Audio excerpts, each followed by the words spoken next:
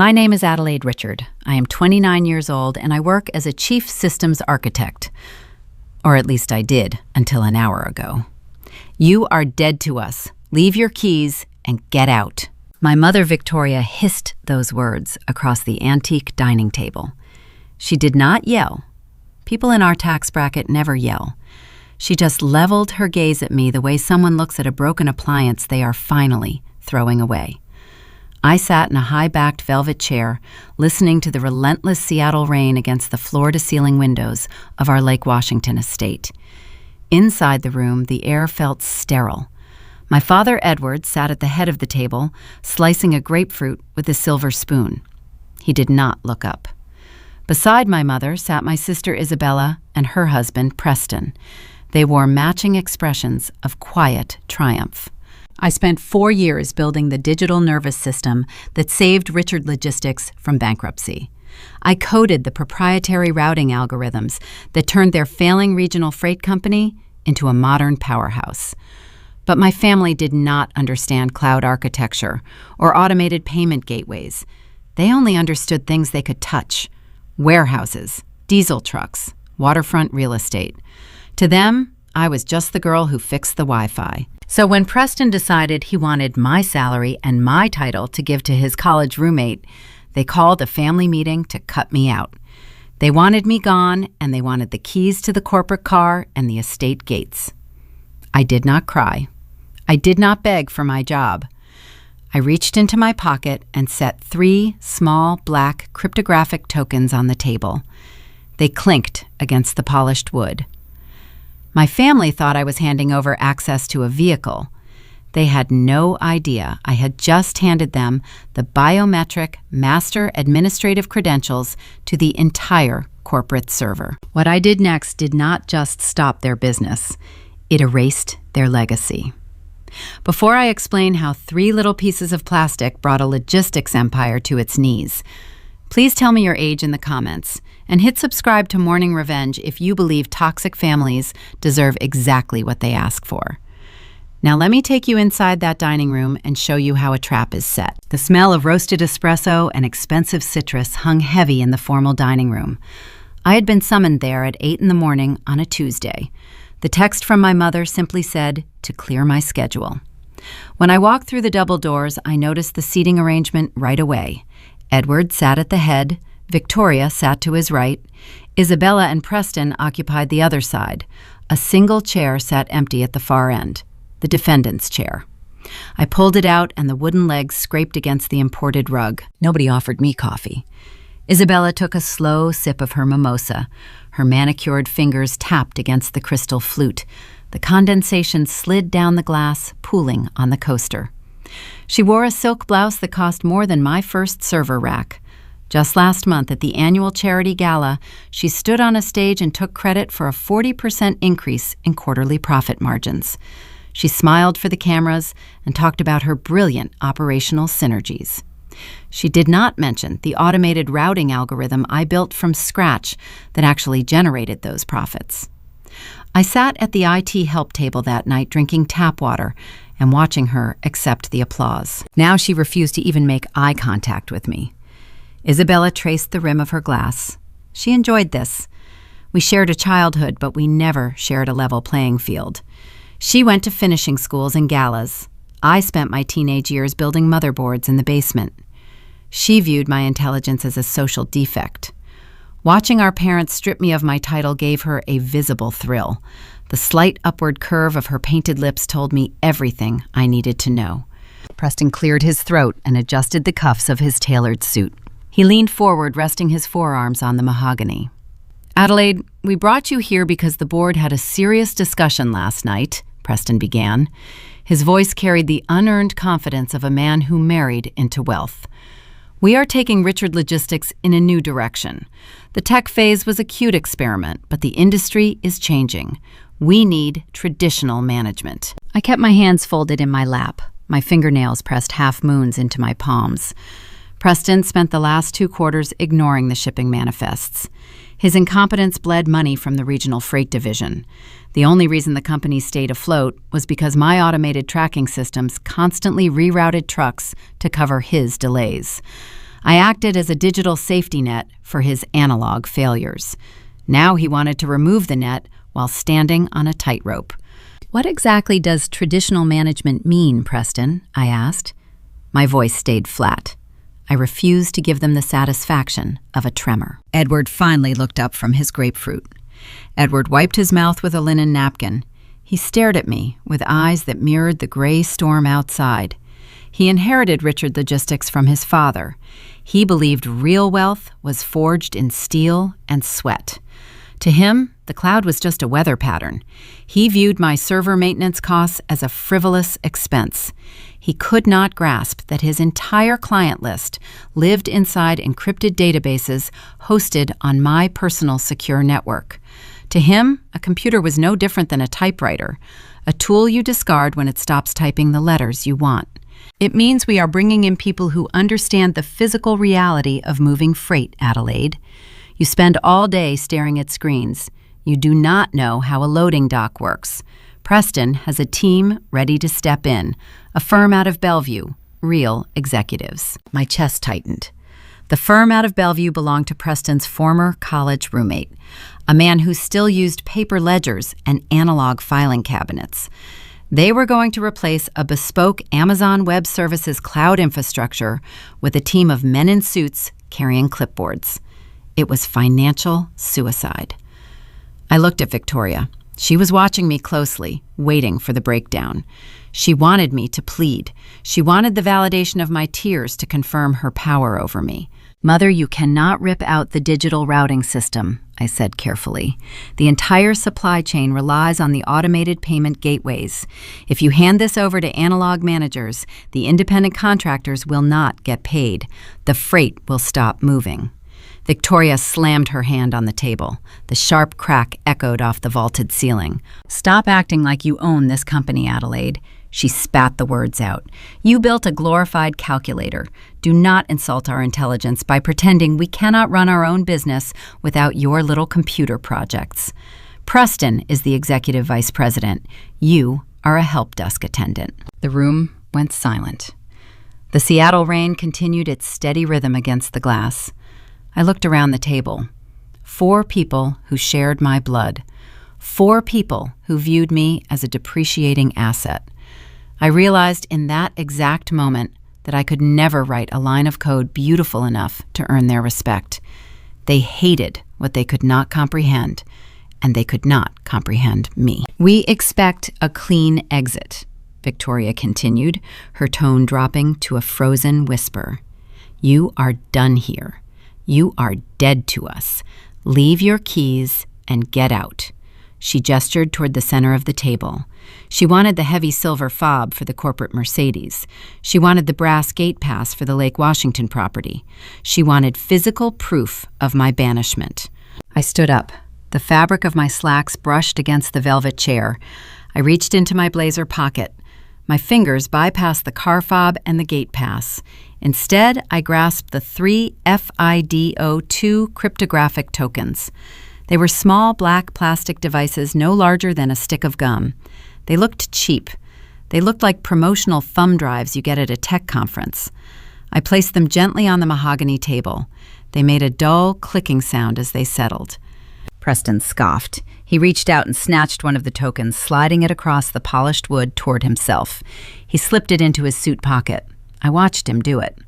He thought it was a basic memory stick. He planned to wipe the drive and use it to store his golf trip photos. He did not know the device required biometric authentication.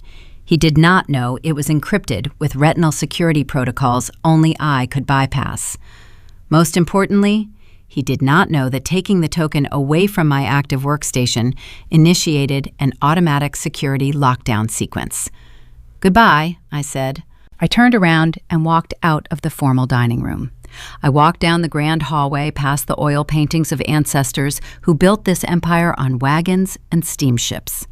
I pushed open the heavy front doors and stepped out into the freezing rain. The rain soaked through my blazer by the time I reached the driveway.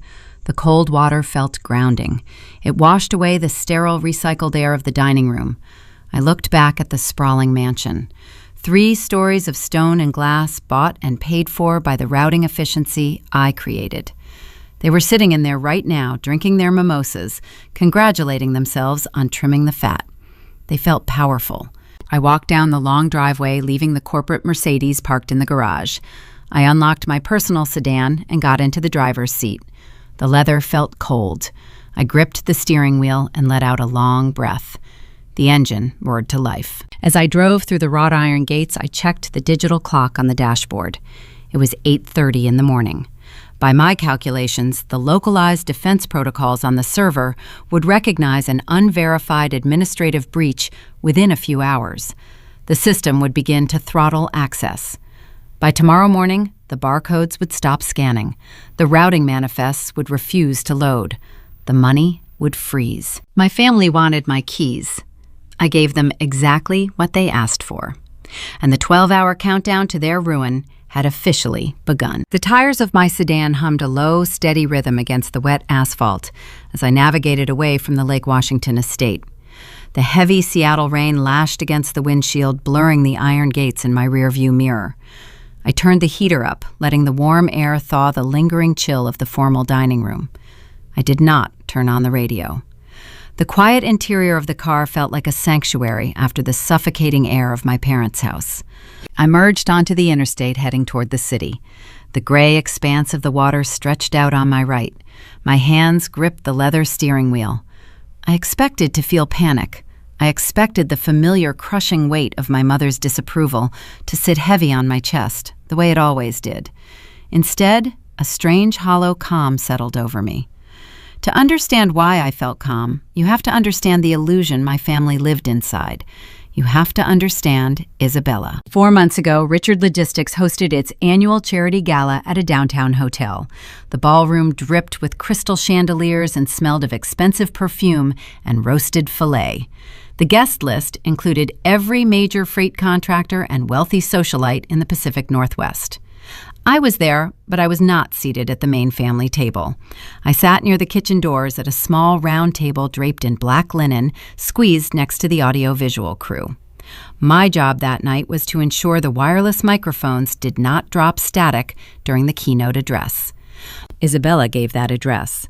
She walked onto the stage wearing a custom sapphire gown that caught the stage lights perfectly. She gripped the edges of the acrylic podium and smiled at the crowd. Behind her, a massive projection screen displayed a bar graph reaching toward the ceiling. The number on the screen glowed in bright green font. A 40% increase in quarterly profit margins. The ballroom erupted in applause. Edward and Victoria stood up from their front row seats, clapping until their hands turned red. They beamed with pride. Isabella leaned into the microphone and spoke about her brilliant new operational synergies. She used buzzwords like paradigm shift and dynamic resource allocation. She told a room full of investors that her sharp eye for routing inefficiencies had single-handedly saved the company millions of dollars in wasted diesel fuel. She lied without breaking a sweat. The 40% margin increase had nothing to do with Isabella's management skills. It was the direct result of a proprietary automated routing algorithm I built from scratch in my apartment. I spent 2 years drinking black coffee at 3 in the morning, writing 500,000 lines of code. I designed a predictive matrix that tracked live weather patterns, regional traffic gridlock, and fluctuating fuel prices. My software rerouted our entire fleet of 300 trucks in real time, minimizing empty return trips and maximizing cargo loads. It was a flawless digital ecosystem. Isabella did not even know the login password to the system she was taking credit for. She just downloaded the financial reports I generated and pasted them onto a PowerPoint slide. I sat at the IT table watching her bask in the adoration. A loose auxiliary cable rested across my lap. I reached down to coil it, tracing the rubber wire with my thumb. From the stage, Isabella raised a crystal flute of champagne to toast our parents. As she brought the rim to her lips, her eyes scanned the back of the room. She found me sitting in the shadows next to a stack of spare speakers. She did not look away. She held my gaze over the rim of her glass. A slow, subtle smirk pulled at the corner of her mouth. It was a micro-expression, lasting less than a second, but it carried decades of history. The smirk said she owned my labor.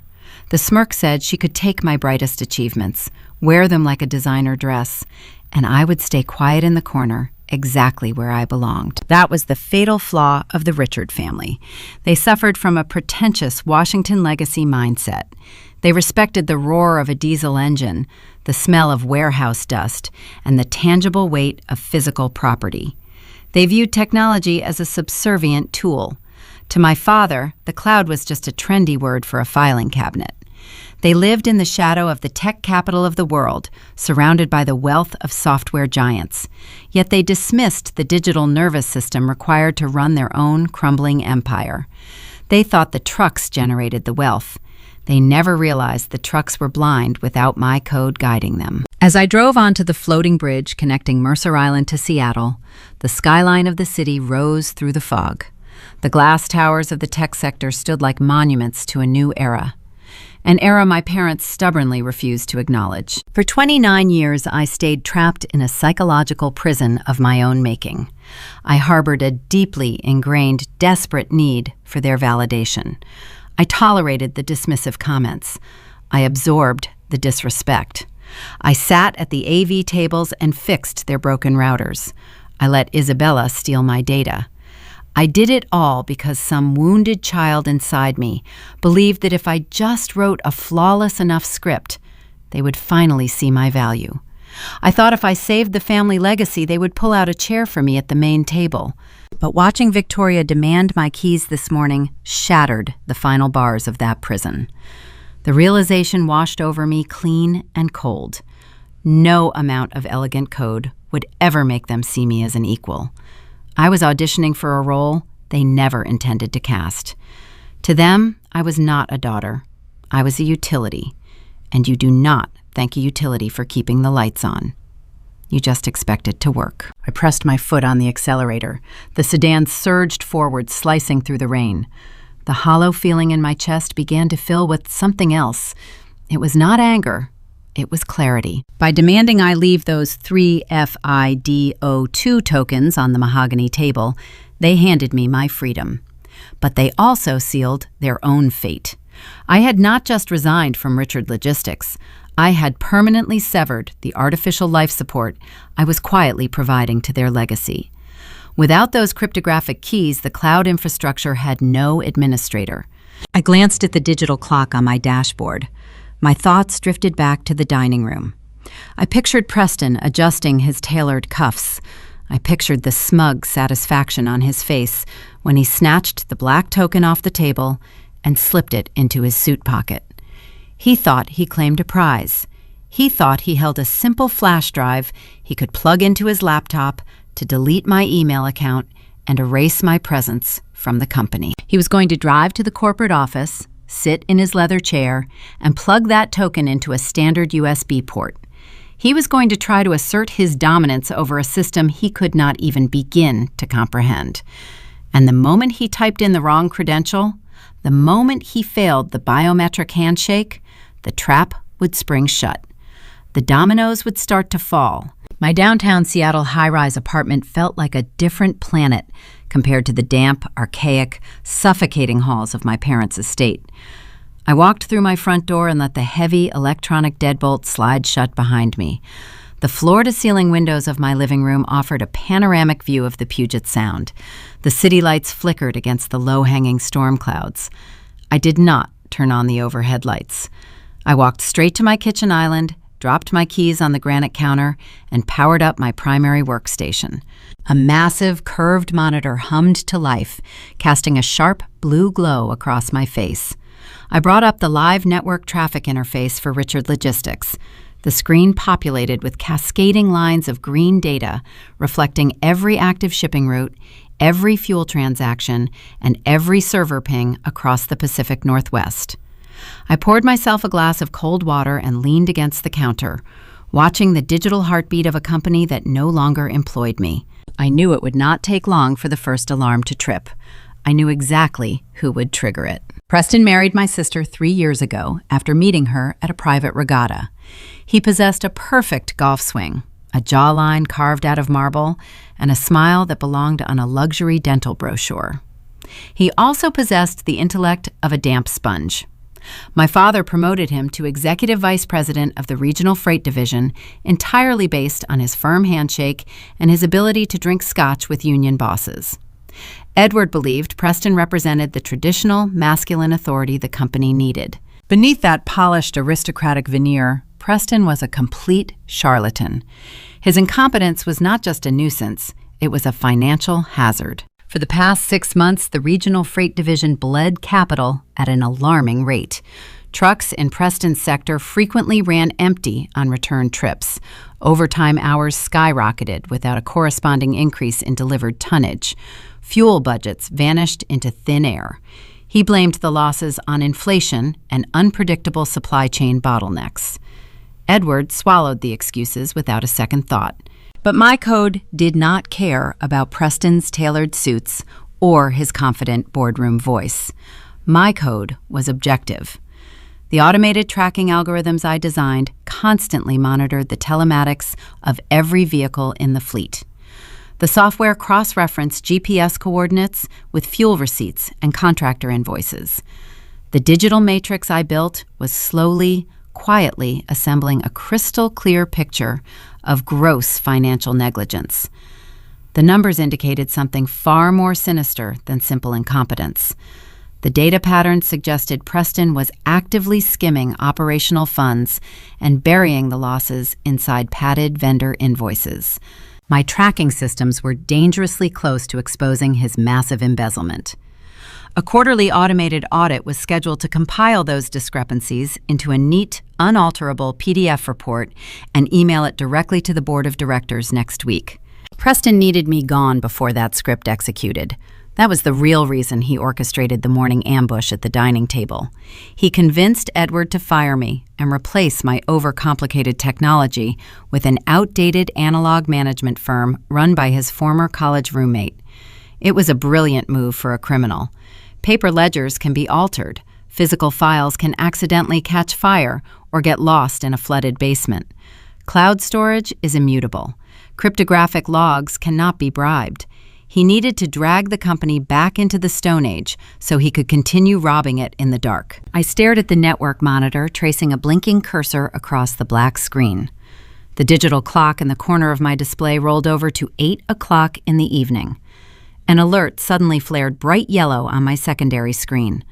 A login attempt registered on the administrative dashboard. I traced the IP address instantly.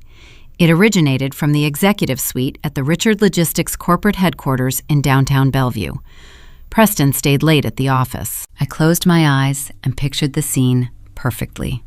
Preston sitting behind his massive oak desk, a glass of expensive bourbon resting on a leather coaster. He probably felt like a conqueror. He successfully ousted the annoying little sister and secured his fraudulent empire. Now he wanted to assert his dominance over the digital realm. He wanted the ultimate alpha male satisfaction of clicking the delete button on my corporate email account. He wanted to draft a company-wide memo officially declaring my termination. To do that, he needed master administrative privileges. I watched the server logs update in real time. The terminal on his desk prompted him for a hardware security key. Earlier that morning at the mahogany dining table, Preston pocketed one of the 3 FIDO2 tokens I left behind. He grabbed it with a self-satisfied smirk, thinking he scored a high-tech flash drive. He assumed it was a standard high-capacity memory stick. He probably intended to plug it in, wipe my data clean, and use the storage space for the high-resolution drone video he captured during his recent golf trip to Pebble Beach. He had absolutely no idea what he was holding. A FIDO2 token is not a storage device. It is a cryptographic hardware authenticator. It does not hold files. It holds a military-grade encryption key that requires a physical and biological handshake to unlock. On my monitor, a line of text translated his actions. He pushed the little black token into the USB port of his corporate MacBook. The Richard Logistics firewall instantly woke up and demanded biometric verification. To grant access, the token required a retinal scan from my specific eye paired with the unique heartbeat rhythm transmitted by my encrypted smartwatch. Preston did not have my eyes. He did not have my pulse. He was a biological stranger knocking on the door of a fortress. I watched the login attempt fail. A second alert flashed on my screen. Preston tried again. He probably grunted in frustration, assuming the device was glitching. He clicked the bypass prompt, trying to force format the drive using standard factory override commands. He treated a titanium vault like a cheap padlock. He failed a second time. The security architecture I built was not a passive lock. It was an active, aggressive defense mechanism. When the server registered multiple unverified administrative breach attempts originating from an executive terminal, it did not just deny access. It assumed the network was under a hostile corporate takeover. A red warning banner cascaded across my curved monitor. The system authorized a localized defense protocol. I did not type a single command. I just stood in my quiet kitchen, holding my glass of water, watching my beautiful, flawless code defend itself. The first tier of the network lockdown initiated automatically. The server instantly revoked all active user sessions across the entire company. It severed the connection to the automated payment gateways, isolating the financial reserves to prevent theft. It scrambled the routing manifests for the upcoming morning shift, wrapping the data in a layer of unbreakable encryption. The digital doors slammed shut, locking from the inside. Back in his plush Bellevue office, Preston probably stared at a blank screen for a few seconds. He likely scoffed, blamed the sudden freeze on my supposedly faulty programming, and unplugged the token. He packed up his leather briefcase, finished his bourbon, and took the elevator down to the parking garage. He drove home to his luxury condo, feeling victorious, entirely unaware of the invisible catastrophe he just unleashed. He thought he was wiping a flash drive for his golf photos. Instead, he gleefully danced on the trigger of a digital landmine. The trap was now fully armed. The network was locked, the administrators were exiled, the corporate database was functioning in a state of absolute paranoia, refusing to communicate with any terminal on Earth. I set my glass down on the granite counter and smiled. The night sky over Seattle grew darker as the storm raged on outside my window. The city slept peacefully, but a massive, invisible shockwave was already moving toward the Richard Logistics empire. Preston went to bed thinking he won the war. He had no idea he just armed a bomb that would detonate the moment the sun came up and the warehouse crews tried to start their day. The morning sun crested over the Seattle skyline, casting long gray shadows across the industrial port of Tacoma. Down on the waterfront, the air tasted of salt and heavy diesel exhaust. This was the physical heart of Richard Logistics. The main distribution hub spanned 3 city blocks. It was a sprawling concrete fortress where fleets of 18-wheelers arrived to ingest cargo before scattering across the Pacific Northwest. At 5:50 in the morning, the yard bustled with raw, mechanical energy. Air brakes hissed. Reverse warning chimes echoed off the corrugated metal walls. Hundreds of union freight loaders wore neon-reflective vests, drinking terrible break-room coffee to ward off the coastal dampness. They lined up at the loading bays, waiting for the digital dispatch signals. The entire operation relied on a synchronized ballet of information. Every pallet moving through those bay doors carried a specific barcode. Those barcodes communicated directly with my cloud routing algorithm, determining the precise weight distribution and optimal delivery sequence for every truck on the lot. It was a beautiful, invisible symphony of data. At exactly 6 o'clock, the first shift officially began. A veteran dock manager named Greg stood at the central podium. He held a ruggedized tablet encased in thick black rubber. Greg was a man who spent 30 years on the docks. He remembered the days of carbon copy manifests and shouting orders over the roar of engines. He initially hated my digital system when I installed it, but within a month he realized my tablet saved him 3 hours of paperwork a day. He learned to trust the glowing screen. Greg tapped the login icon to generate the morning routing queue. The screen flickered. Instead of the familiar green grid displaying bay assignments, the display snapped to a blinding white. A stark red banner materialized across the center of the glass. Error 403. Forbidden access. Greg frowned. He wiped a grease-stained thumb across his uniform trousers and tapped the screen again. The red banner remained. Down the line of 50 loading bays, a simultaneous chorus of frustrated groans rose above the engine noise. Every single handheld scanner in the facility flashed the exact same warning. Greg felt a sudden spike of adrenaline. He fumbled with his travel mug. Hot, dark roast coffee splashed over the rim, soaking the useless wooden clipboard resting on his podium. He ignored the burning liquid seeping into his sleeve. He hammered a thick finger against the hard reboot button on the side of the frozen tablet. The device powered down and booted back up. The Richard Logistics corporate logo appeared for a fraction of a second before the screen violently snapped back to the red error code. The digital doors were locked tight. Out in the massive yard, 70 diesel trucks sat parked in a neat row. Their engines idled, sending thick plumes of white exhaust into the morning fog. Without the routing manifests, the loaders did not know which cargo belonged on which trailer. Without the loading sequence, the drivers did not know their destinations. Hundreds of union workers stood around with their hands shoved in their pockets, staring blankly at dead screens. Every minute those engines idled, the company burned hundreds of dollars in fuel. The financial hemorrhage had officially begun. 40 miles north, the Lake Washington estate sat wrapped in a serene quiet. Inside the temperature-controlled formal dining room, Edward Richard enjoyed his morning routine. He wore a plush monogrammed robe. A classical symphony played softly from hidden ceiling speakers. He sat alone at the mahogany table, slicing his morning grapefruit with a serrated silver spoon. He chewed slowly, savoring the tart citrus, completely insulated from the industrial chaos unfolding in Tacoma. His cell phone buzzed against the polished wood. Edward wiped his mouth with a linen napkin and checked the caller ID. Seeing the dock manager's name, he let out a short, annoyed sigh. Edward viewed early morning phone calls as a breach of etiquette.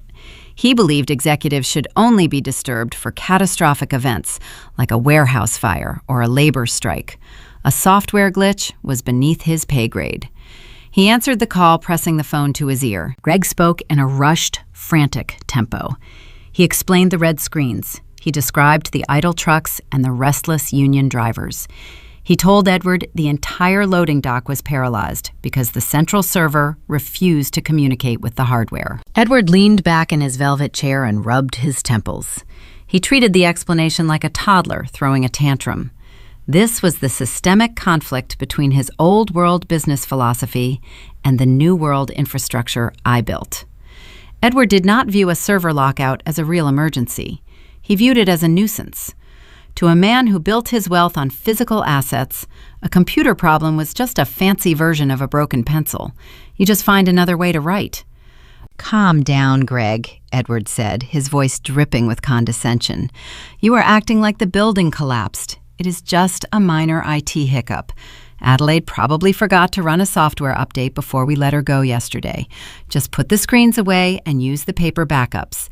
Hand out the physical manifests and get those trucks on the highway." Edward terminated the call before Greg could reply. He set the phone face down and returned to his grapefruit, feeling satisfied with his own decisive leadership. He solved the problem with common sense. But Edward did not understand that common sense could not fix a cryptographic lockout. More importantly, he did not realize his order was physically impossible to execute. There were no paper backups. 3 years ago, Richard Logistics hovered on the brink of bankruptcy. The company was drowning in administrative overhead. The regional offices employed dozens of clerks whose only job was to manually file routing slips and cross-reference handwritten delivery receipts. The analog method was slow, inaccurate, and incredibly expensive. When I took over the systems architecture, I did not just install new computers. I performed a total corporate amputation. I digitized the entire operation. I scanned millions of physical records into the secure cloud server. Once the data was safely encrypted, I hired a professional document destruction service. For 2 weeks, industrial shredding trucks parked behind the corporate headquarters. They pulverized every single analog ledger, every filing cabinet, and every paper manifest the company owned. I turned a room full of rotting paper into a sleek, empty space. I saved the company millions in administrative waste. Edward never stepped foot in the filing room. He never noticed the cabinets were gone because the business ran flawlessly. He lived in a state of willful ignorance, assuming the old ways were always there, waiting in a dusty drawer, just in case the new technology failed. Back in Tacoma, Greg stared at his dead phone. He slowly lowered it to his side. He looked at the 50 empty bays. He looked at the idle trucks coughing smoke into the gray sky. He knew exactly what the filing room back at headquarters looked like. He knew there was not a single piece of paper capable of moving a single box on this dock. The reality of the situation began to set in. Without my digital routing system, Richard Logistics did not exist.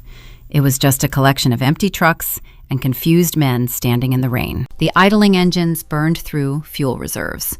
The union drivers who were paid by the mile began to shout at the dispatch windows, demanding their routes. They were losing money.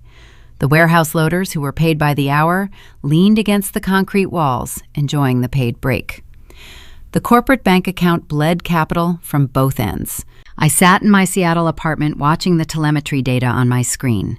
I could see the fuel gauges dropping on the fleet. I could see the localized network requests from the Tacoma hub hitting the firewall and dying instantly. The physical empire was suffocating inside a digital vacuum. My father thought he could command a warehouse to run on sheer willpower. He thought his authoritative tone could override a military-grade security protocol. He was happily eating his breakfast, while the company he inherited slowly choked to death. But the paralyzed loading dock was only the first symptom of the disease. The idle trucks were bleeding cash, but the real fatal blow was waiting just a few hours ahead. Because while Edward told his manager to simply use paper backups, he completely forgot about the independent contractors. The owner-operators who hauled our heavy freight did not care about routing slips or broken screens. They only cared about the automated payment gateway that released their daily escrow funds. And that payment gateway was currently sealed behind the exact same cryptographic wall that just locked the warehouse doors. The financial fuse was burning fast, and the explosion was right around the corner. By 9 in the morning, the localized malfunction at the Tacoma loading docks morphed into a catastrophic financial crisis. The lifeblood of any freight empire is not diesel fuel or warehouse space. It is cash flow. Richard Logistics relied heavily on independent owner-operators to haul the heaviest loads across the state lines. These drivers were not union employees on a fixed salary. They were private contractors who operated on razor-thin margins. They fronted their own expenses, paying out of pocket for fuel, maintenance, and highway tolls. They depended on a daily escrow release to keep their personal businesses afloat. When I took over the systems architecture, I wrote a script to automate that exact process. Every morning at precisely 9 o'clock, the server calculated the delivered tonnage, verified the GPS route logs, and communicated directly with the corporate banking gateway to release the funds. It was a flawless digital ecosystem that kept the drivers happy and the freight moving. At exactly 9 o'clock, the server woke up and attempted to execute the daily financial script. The command hit the internal firewall and shattered. Without the biometric authorization from my cryptographic hardware, the network refused to speak to the bank. The transaction pipeline froze instantly. The automated notification system, however, was hosted on a separate external relay and functioned perfectly. Across the Pacific Northwest, over 200 freight drivers received a simultaneous text message on their cellular phones. Men sitting in highway diner booths, pouring syrup over their pancakes, looked down at their screens. Drivers idling at way stations picked up their devices. The message was brief and devastating. Transaction failed, escrow frozen, insufficient authorization. Inside the Bellevue corporate headquarters, the reaction was immediate. The bullpen of the executive floor consisted of 30 customer service representatives sitting behind glass partitions. At 5 minutes past 9, every single phone line on the floor lit up in a synchronized wave of flashing red lights. The ringing created a deafening, chaotic symphony. Furious contractors demanded to know why their bank accounts were empty. The representatives had no answers because their own computer terminals were locked behind a stark white error screen. Down the hall in the corner executive suite, Preston sat behind his imported mahogany desk. He wore a crisp, tailored suit, feeling the mounting panic seep through the walls of his soundproof glass door. He stared at his laptop screen. He wiped a thin layer of sweat from his forehead. Preston did not understand software. He understood intimidation. He believed every problem could be solved by speaking loudly or applying physical pressure. He looked around his pristine office, searching for a tangible enemy to fight. His eyes landed on a small black router sitting on a mahogany credenza near the window. A single red light blinked rhythmically on the front panel, indicating a loss of internal network connectivity. Preston stood up and walked over to the credenza. He knelt and grabbed the thick power cable connecting the router to the wall outlet. He yanked the cord, pulling the plug free. He stood there holding the plastic prong, counting to 10 in his head. He foolishly believed that restarting a local internet relay would somehow reboot a decentralized, multi-million-dollar Amazon Web Services cloud cluster. He treated enterprise-grade cyber infrastructure the same way he treated a frozen cable television box in his living room. He plugged the cord back into the wall. The router hummed to life.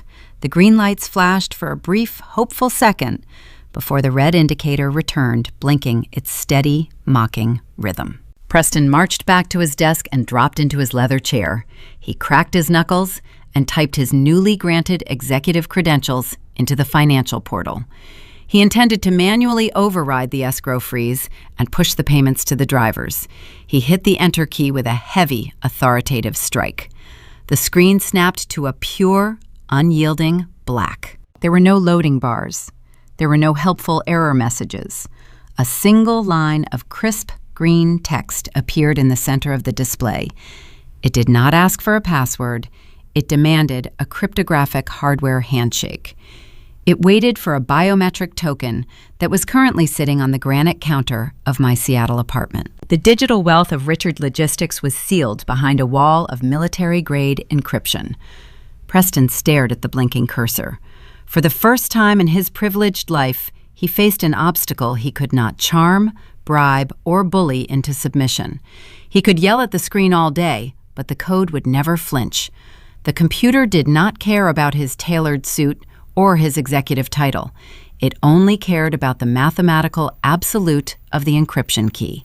The heavy glass door to the office swung open. Isabella strode in wearing a cream-colored cashmere sweater. She held a steaming iced latte in one hand and her cellular phone in the other. Her face twisted into a mask of deep irritation. She closed the door behind her, shutting out the chaotic noise of the ringing phones in the bullpen. "Why is it so loud out there, Preston?" she asked, her voice carrying the sharp edge of a woman whose morning routine had been interrupted. "The receptionists are panicking. My friends at the country club are texting me rumors that our drivers are threatening to strike. Fix this right now. It is embarrassing." Preston pointed a trembling finger at his laptop screen. "I cannot fix it, Isabella. The entire financial dashboard is frozen. The system is demanding some kind of hardware key. It will not let me access the banking gateway to pay the contractors." Isabella sighed loudly. She rolled her eyes and took a slow sip of her expensive latte. She leaned against the edge of his mahogany desk, projecting an aura of supreme arrogance. "Then just call customer service, Preston," she snapped. "Tell them we are corporate VIPs and demand they reset the server. Do I have to manage every little crisis myself?"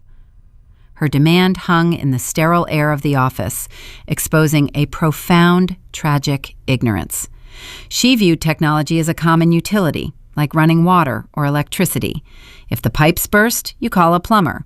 If the lights go out, you call the power company. She did not comprehend the reality of the bespoke digital estate I designed. There was no toll-free number to call. There was no outsourced help desk sitting in a foreign call center. I was the developer. I was the customer service department. I was the sole architect and the landlord of the virtual property they currently occupied. And yesterday morning, they looked the landlord in the eye and demanded she leave the premises. Preston rubbed his face with both hands. His polished veneer began to crack, revealing the terrified imposter underneath. Who do I call? Isabella. Adelaide built this entire framework from scratch. She is the only one who knows the architecture. Then call Adelaide, Isabella commanded, treating my name like a dirty word. Offer her a consulting fee. Throw a few $1,000s at her and tell her to unlock the screens. She is probably sitting in her apartment waiting for us to beg. They still thought money could buy compliance. They still believed their financial leverage could bend reality to their will. They assumed I was throwing a childish tantrum over losing my job. They did not realize this was not a temporary outage. This was a permanent eviction. I watched the server telemetry from my apartment, smiling at the relentless stream of failed login attempts bouncing off the firewall. The Legacy family was drowning in their own hubris. But the real danger was not the angry freight drivers or the locked monitors. The true disaster was hiding in the legal structure of the code itself.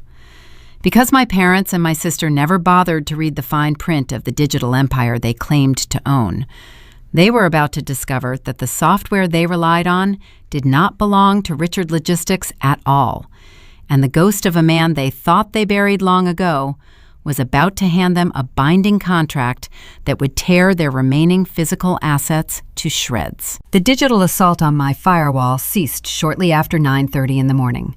Preston finally abandoned his futile attempts to breach the administrative portal. I stood in my kitchen, watching the error log slow to a trickle. The Bellevue headquarters was likely spiraling into total chaos right now. Isabella wanted Preston to throw money at the problem.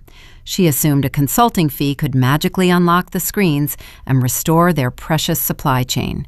They still viewed this catastrophe as a technical glitch. They fundamentally misunderstood the nature of the trap.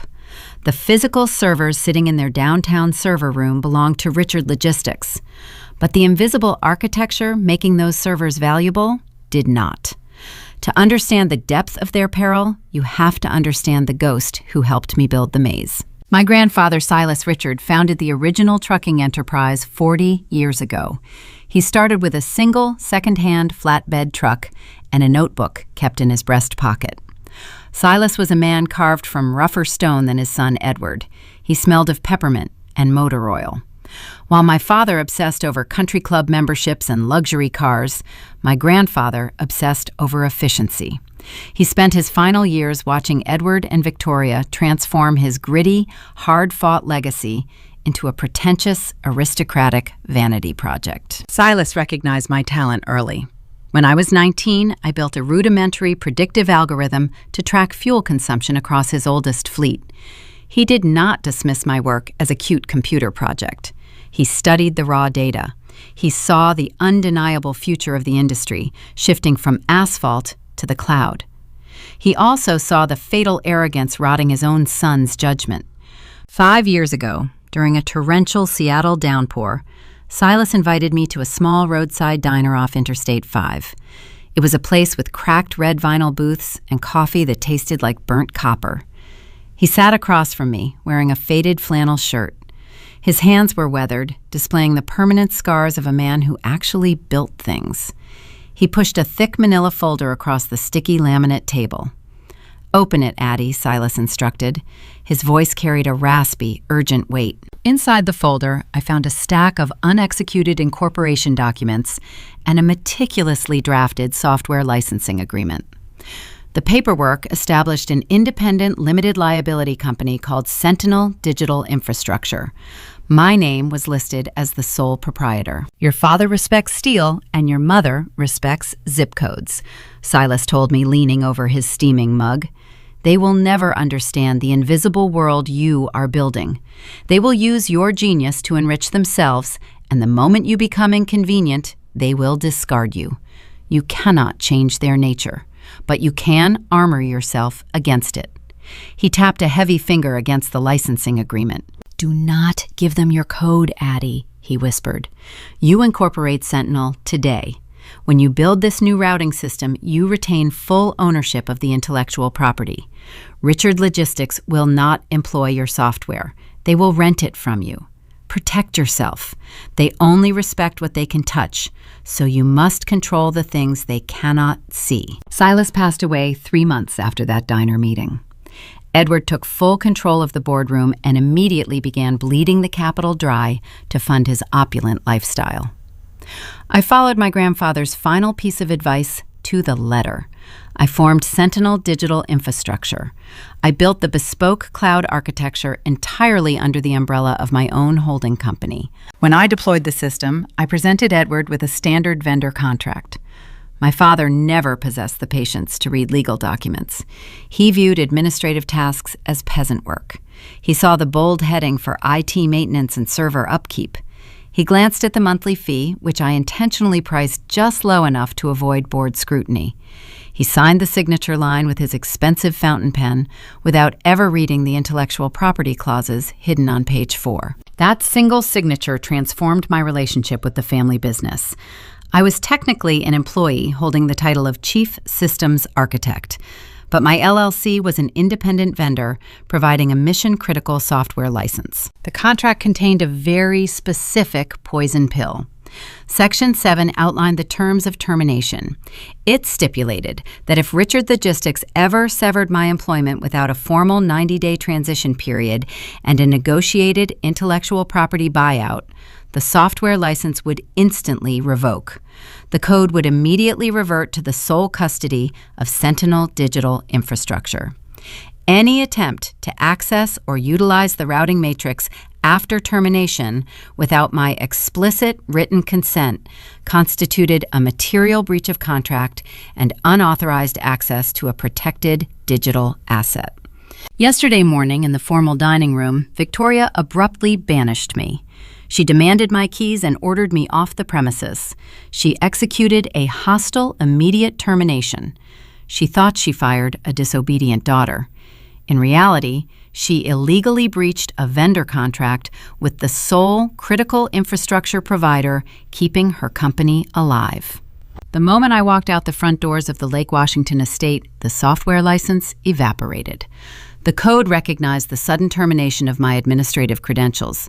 The subsequent network lockout was not an act of sabotage or a petty revenge tactic. It was an automated, legally binding measure of ironclad self-preservation. The servers locked down to protect my intellectual property from corporate espionage. Preston plugging that FIDO2 token into his laptop was not just a foolish mistake. Under the statutes of American corporate law, it was a federal cybersecurity violation. He attempted to force entry into a proprietary system owned by an external vendor. The Richard family no longer possessed the legal right to view their own shipping manifests.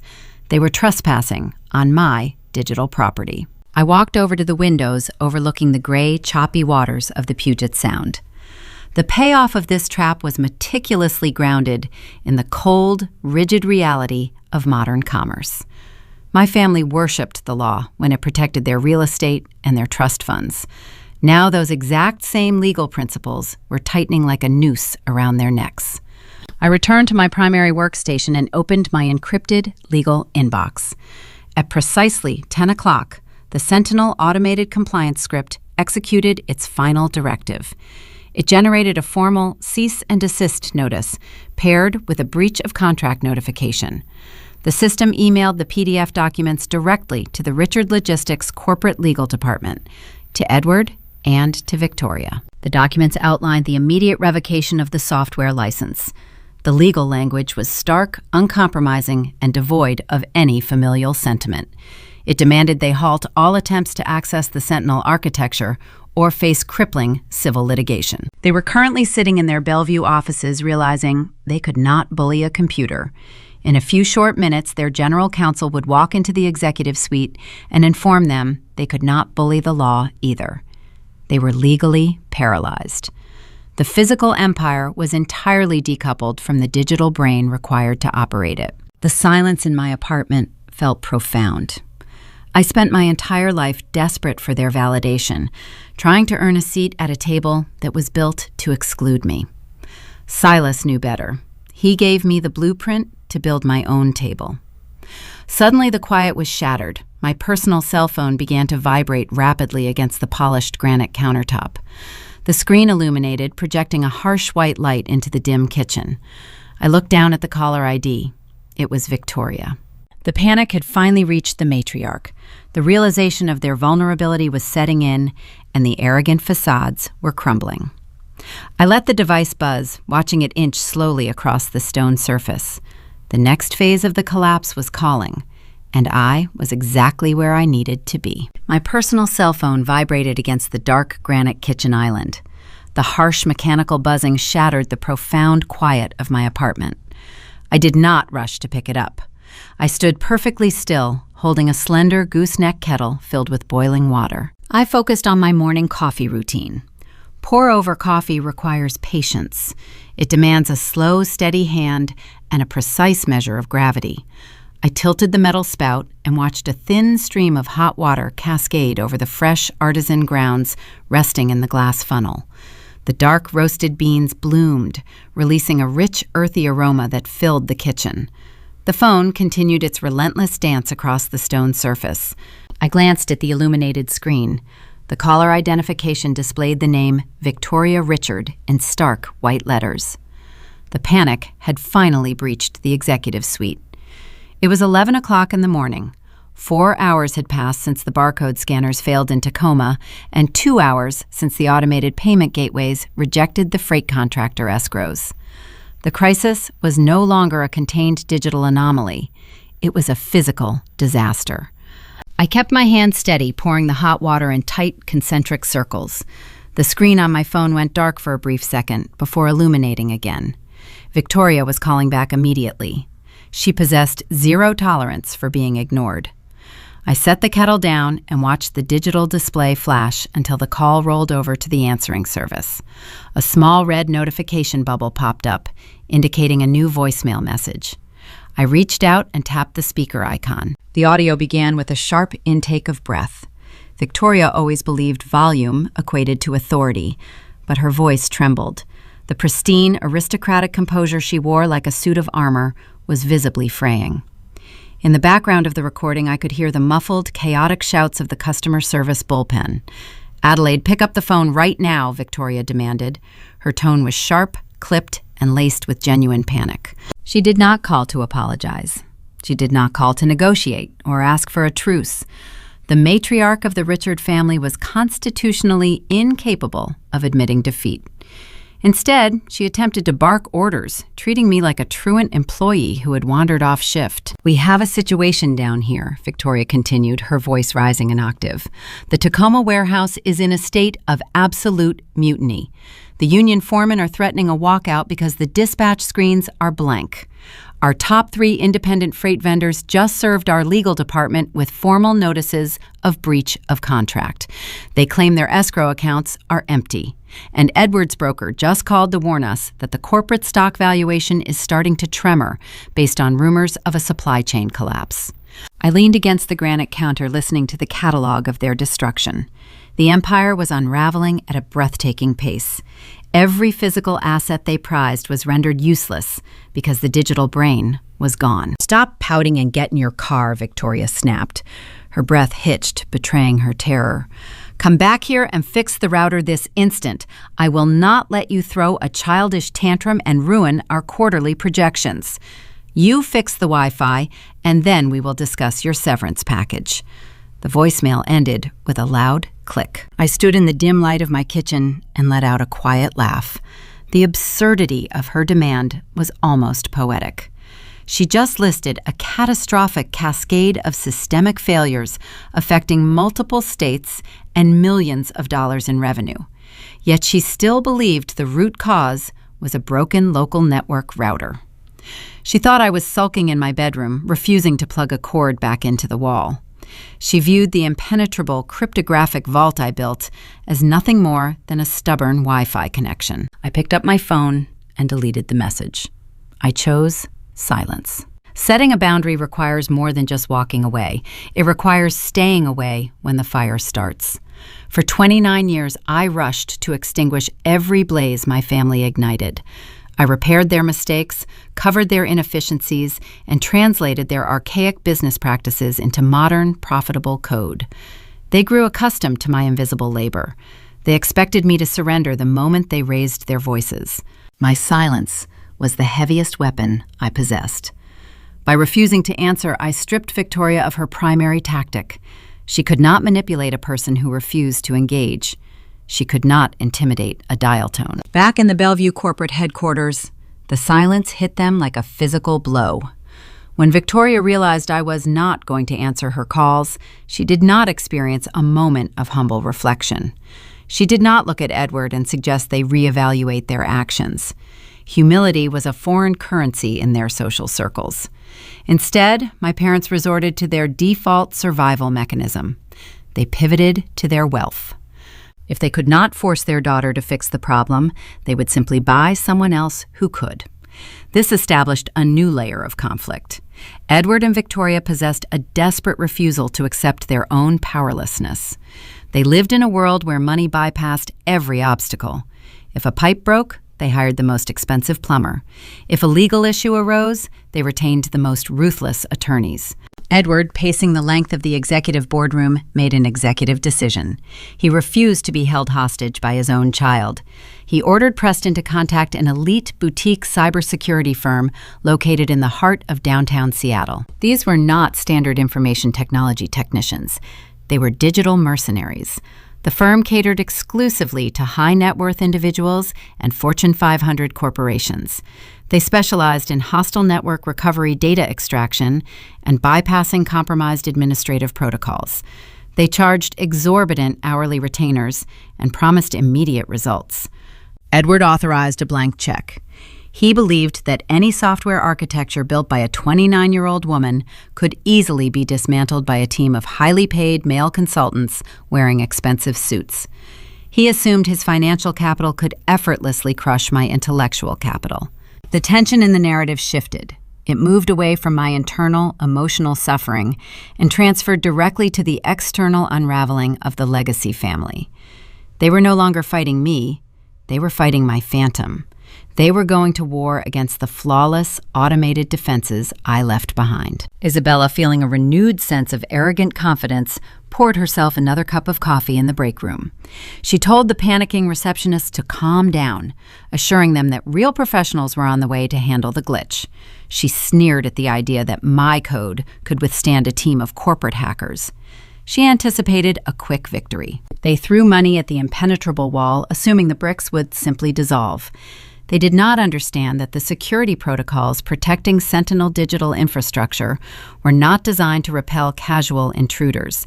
They were designed to withstand coordinated, state-sponsored cyber attacks.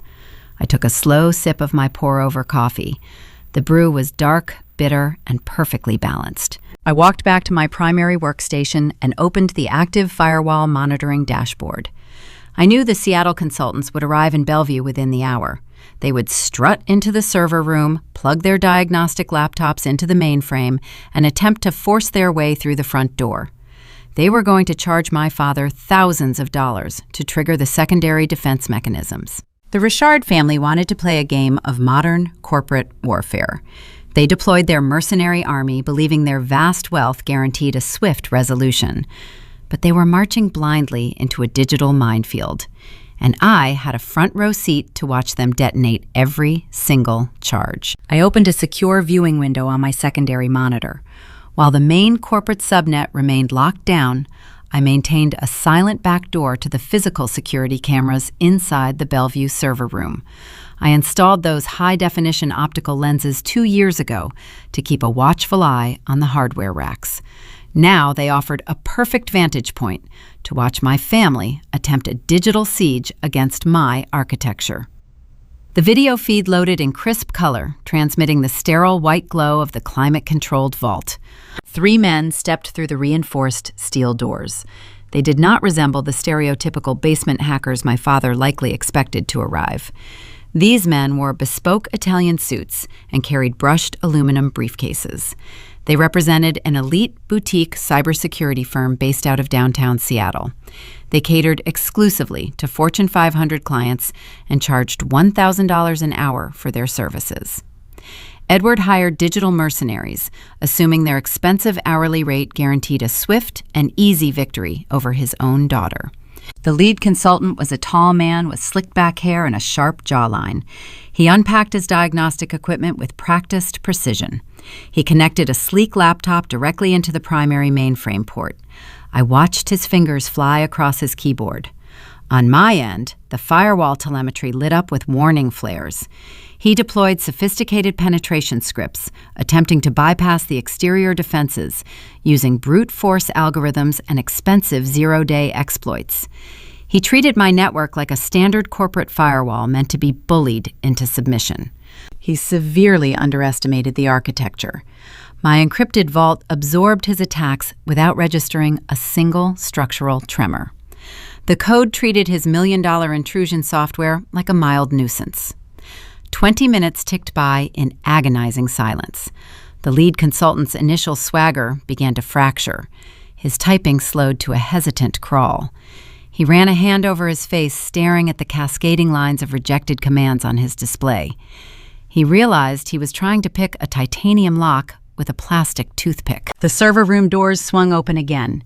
Edward stormed into the camera frame. His face burned a deep, angry crimson. Victoria followed closely behind him, clutching her designer handbag against her chest like a shield. I unmuted the audio feed, listening to the cold acoustics of the room. Edward did not ask for a progress report. He demanded immediate results. "We are losing thousands of dollars every minute," Edward shouted, his voice echoing off the metal server racks. "Have you bypassed the lockout yet?" The lead consultant stood up, straightening his silk tie. He looked at Edward with a mixture of pity and intense frustration. "Sir, I have run every diagnostic in our toolkit," the consultant explained, keeping his tone steady. "The system is unbreachable without the authentic hardware tokens. And even if we possess those physical keys, the biometric authorization is intrinsically tied to your former architect's retinal patterns. We cannot fake a biological eye scan." Edward refused to accept the reality of the situation. He lived his entire life believing wealth conquered all barriers. He stepped closer to the consultant, pointing a trembling finger at the glass monitors. The high-definition camera caught a single drop of sweat rolling down the back of the tech expert's neck. The pressure of the room was becoming physical. "I am paying you a fortune," Edward bellowed. "Do your job. Just hack it like they do in the movies. Break the code and get my trucks moving." The consultant shook his head, letting out a tense breath. "You do not understand, Mr. Richard. This is not a Hollywood film. Attempting to force entry just triggered a secondary purge protocol." He rotated his laptop, allowing my father to see a blinding red warning banner. The system detected our penetration tools. To prevent intellectual property theft, it initiated an emergency isolation sequence. It just froze every corporate bank account tied to the routing infrastructure. Your operating funds are now sealed inside a digital vault. Victoria gasped, pressing a hand to her throat. Edward turned pale. The realization washed over them in a suffocating wave. They were no longer just unable to route their freight. They were cut off from their own cash reserves. They could not pay their union workers. They could not purchase diesel fuel. Their financial liquidity evaporated in a matter of seconds.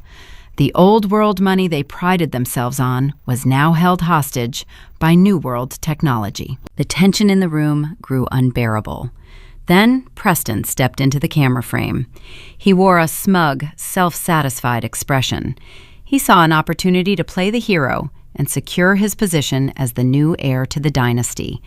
He reached into the inner pocket of his tailored jacket and produced the small black cryptographic token. He held it up under the fluorescent lights, displaying it like a hard-won trophy. "I have the key," Preston announced, his voice dripping with unearned confidence. I grabbed it off the dining table before she left. She thought she was being clever, but she surrendered her access. "Just plug this in and turn the money back on." The consultant looked skeptical. He understood the token required a biological match, but the mounting pressure from Edward forced his hand. He took the small plastic device and inserted it into the designated terminal slot. The system woke up instantly. A prompt appeared on the main interface requesting a retinal scan to pair with the hardware. Preston leaned forward, staring into the optical sensor mounted above the terminal. He assumed the machine would simply recognize his executive authority and grant access. He treated a military-grade biometric lock like a standard facial recognition feature on a consumer smartphone. The software scanned his eye. It processed the biological data, cross-referencing the iris pattern against my encrypted profile. The mathematical mismatch registered in a fraction of a second. The architecture identified an unauthorized biological signature paired with a stolen hardware key during an active intrusion attempt. The display flashed a brilliant, blinding white. Then, every monitor in the room dropped to pure, unrelenting black. A single line of crisp green text materialized across the dark glass. Unauthorized user detected. Master lock engaged. The low hum of the cooling fan spun down into silence. The blinking indicator lights on the hardware racks went dark. Preston's attempt to save the day became the exact catalyst that sealed the fate of the company. The secondary purge protocol escalated from a temporary freeze into a total corporate blackout. The servers dropped into a localized digital cage blocking all incoming and outgoing traffic permanently. The system essentially pulled its own plug to protect the data inside. On the video feed, Edward grabbed Preston by the lapels of his expensive suit, screaming into his face. The golden son-in-law just detonated the final bridge. The tech consultants packed their aluminum briefcases and walked toward the exit, abandoning the sinking ship. Their expensive hourly rate could not save a company that just locked itself inside a burning building. The technical failure evolved into a terminal crisis. Without communication, the physical world outside the server room was about to react. The retail clients, waiting for their scheduled shipments, would begin to realize Richard Logistics was no longer a functioning entity. The financial hemorrhage was about to attract the sharks, and the incoming legal nightmare would cost them far more than their pride. 2:00 in the afternoon arrived and brought with it a suffocating atmosphere of doom. I sat at the granite island in my Seattle apartment, watching the destruction unfold in high definition. Alongside the server room camera, I maintained a secure administrative optical feed located directly inside the Bellevue Executive Suite. I installed it years ago to monitor physical access to the primary financial terminals. Now it functioned as a silent window into the collapse of a dynasty. The digital blackout across the corporate network remained absolute. The computer screens in the office sat dark and useless. The normally bustling customer service bullpen outside the glass doors had gone deathly quiet. The representatives simply gave up and went home, leaving the phones to ring endlessly into empty voicemails. Inside the suite, the only sound came from a beige plastic relic sitting on a mahogany credenza in the corner. It was an archaic analog fax machine. Because it operated on a traditional copper telephone line rather than the encrypted broadband network, it bypassed the digital lockdown entirely. It survived the purge. It became the sole remaining conduit between Richard Logistics and the outside world. And it was currently delivering a relentless mechanical chime. Every ring announced another incoming transmission. The machine hummed and clicked, spitting out sheets of curling thermal paper onto the pristine carpet. To comprehend the severity of that growing pile of paper, one must understand the ruthless nature of modern commerce. Major retail clients do not tolerate delays. Supermarket chains and big box stores operate on a strict logistical framework known as just-in-time delivery. They do not hold massive inventories in their back rooms. They rely on regional freight carriers to replenish their shelves precisely when the consumer demand peaks. If a truck misses a morning delivery window, produce rots on the loading docks. Store shelves remain bare, revenue plummets. Corporate purchasing buyers are cold, calculating professionals who care only about reliability and profit margins. When our 70 diesel trucks remained parked in Tacoma, the retail giants did not wait for an explanation. They did not care about internal network glitches or family disputes. They simply opened their service level agreements and enacted the penalty clauses. The fax machine delivered the consequences: notice of default, immediate contract termination, permanent severance of vendor relations. Edward stood motionless over the machine. His tailored suit looked disheveled. The knot of his silk tie hung loose around his collar. His silver hair, normally combed to perfection, looked frantic and unkempt. For his entire adult life, my father championed the tangible elements of business. He trusted ink and paper. He mocked the invisible digital ecosystem I built, calling it an unnecessary modern luxury. He believed true power resided in things he could touch. Now the analog world he worshipped was delivering his execution. He stared down at the mounting pile of thermal paper. He could hold the physical manifestation of his ruined legacy in his bare hands. The psychological tables flipped entirely. The patriarch who ruled through intimidation found himself utterly powerless. He could not yell at a contract termination. He could not fire a legal notice. He was being destroyed by invisible code he could not see, touch, or intimidate. He was bleeding to death inside a locked room he built himself. Every sheet of paper that drifted to the floor represented millions of dollars in future revenue vaporized into the ether. Across the room, Isabella sat perched on the edge of a leather sofa. The pristine facade she meticulously cultivated her entire life began to fracture. She held her cellular device in both hands, staring at the glowing screen with wide, terrified eyes. Isabella never cared about the operational mechanics of the family business. She viewed the logistics empire as a personal treasury designed to fund her opulent lifestyle and secure her position within the Seattle elite. Her identity relied entirely on the prestige of her last name. She attended charity galas wearing designer gowns, rubbing shoulders with venture capitalists and software billionaires. She projected an image of flawless, aristocratic superiority. But the high society ecosystem is small, insular, and incredibly vicious. Information moves faster than currency. I watched her thumbs hover over her touchscreen. Her device vibrated constantly. The alerts were not from concerned clients offering support. They were incoming messages from her country club associates. Wives of investment bankers and daughters of tech moguls were texting her. The rumors leaked.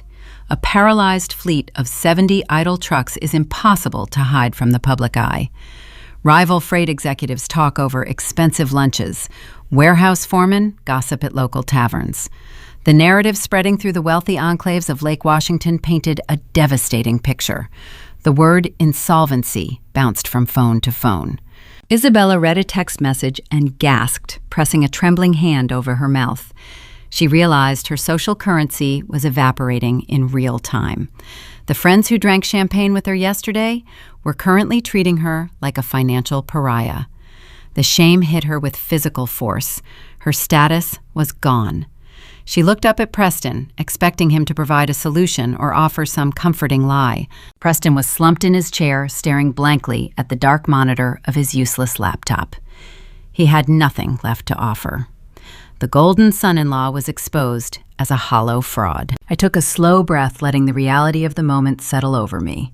I spent my youth desperately trying to prove my worth to a family that demanded my subservience. I built them a flawless machine. They took the machine and demanded I hand over the controls to a man who could not even turn it on. They assumed my departure would be a minor inconvenience. They failed to comprehend the intrinsic value of the architect. By 2:30 in the afternoon, the pile of paper beneath the fax machine grew to a height of several inches. The company's stock price was undoubtedly in free fall. The board of directors would call an emergency meeting before the end of the business day, but it would not matter. The financial hemorrhage was fatal. Richard Logistics could perhaps survive a temporary work stoppage. They might even survive a minor fine from the State Transportation Authority. But they could never survive the simultaneous loss of their 3 largest retail contracts. The revenue stream dried up instantly. Without incoming capital, they could not service their massive corporate debt. The banks would inevitably initiate foreclosure protocols on the physical assets. The trucks, the warehouses, the pristine Lake Washington estate, all of it would be liquidated to satisfy the creditors. The invisible code they despised was currently dismantling their physical reality, brick by brick. Edward reached down and picked up a single sheet of thermal paper. His hands shook. He read the black text and his shoulders slumped. The authoritative posture he carried for 30 years dissolved. He looked old. He looked entirely defeated. I shifted my gaze to the secondary monitor, tracking the internal server diagnostics. While the external network remained locked, preventing any outside communication, the localized backup systems began executing their default emergency protocols. This was a fail-safe mechanism I programmed years ago to ensure total financial transparency during a catastrophic outage. Without the primary routing algorithm actively smoothing over the daily operational inefficiencies, the raw, unedited financial data started to compile in the background. The encrypted numbers shifted, organizing themselves into a stark, unfiltered ledger. The automated audit was waking up early. The disaster was about to evolve from a corporate failure into a deeply personal betrayal. The fax machine delivered the external destruction, but the internal rot was preparing to reveal itself. The legacy family was turning on the outside world, but soon they would be forced to turn on each other. The raw data was about to print, and Isabella and Preston were directly in its path. The fax machine finally ceased its relentless chiming, running out of thermal paper and dropping into a silent, dormant state. A heavy, suffocating quiet settled over the Bellevue executive suite. I sat at the Granite Island in my Seattle apartment, watching the high-definition optical feed transmit the wreckage. Edward stood ankle-deep in the shredded remains of his retail contracts, breathing in shallow, ragged gasps. The external bleeding stopped, simply because there were no more clients left to lose, but the internal reckoning was merely powering up. Across the room, a heavy industrial laser printer sat on a reinforced oak stand. It was a legacy device, hardwired directly into the localized backup accounting mainframe. It did not require a broadband connection to function. When I designed the Sentinel architecture, I built a specific fail-safe mechanism into the local intranet. If the primary cloud routing algorithm ever suffered a catastrophic disconnection, the localized software would immediately default to an emergency audit mode. It was a fail-safe, programmed to preserve financial transparency during a total systemic collapse. The machine groaned to life. The sudden mechanical whirring caused Isabella to flinch on the leather sofa. A bright green indicator light flashed on the display panel, casting a sickly glow across the dim office. The printer began pulling reams of heavy white paper from its lower tray. The rhythmic thwack of the ink drum hitting the pages echoed through the room, accompanied by the faint, sharp smell of warm ozone. Edward dragged his heavy feet across the carpet, approaching the device. He reached out and snatched the first page as it slid into the output tray. He held the warm paper close to his face, expecting to see standard error logs or meaningless system diagnostic codes. He did not expect to see a raw, unedited ledger of the last 30 days of corporate spending. For years, the patriarch only viewed the highly polished, optimized financial summaries I generated for the board of directors. My predictive matrix constantly smoothed over the daily operational deficits. If a truck burned too much diesel fuel, my code instantly offset the loss by reallocating a higher yield cargo load to the return trip. I masked the rot, keeping the numbers looking pristine. Now, without my algorithm running interference, the unadulterated data poured out into the physical world.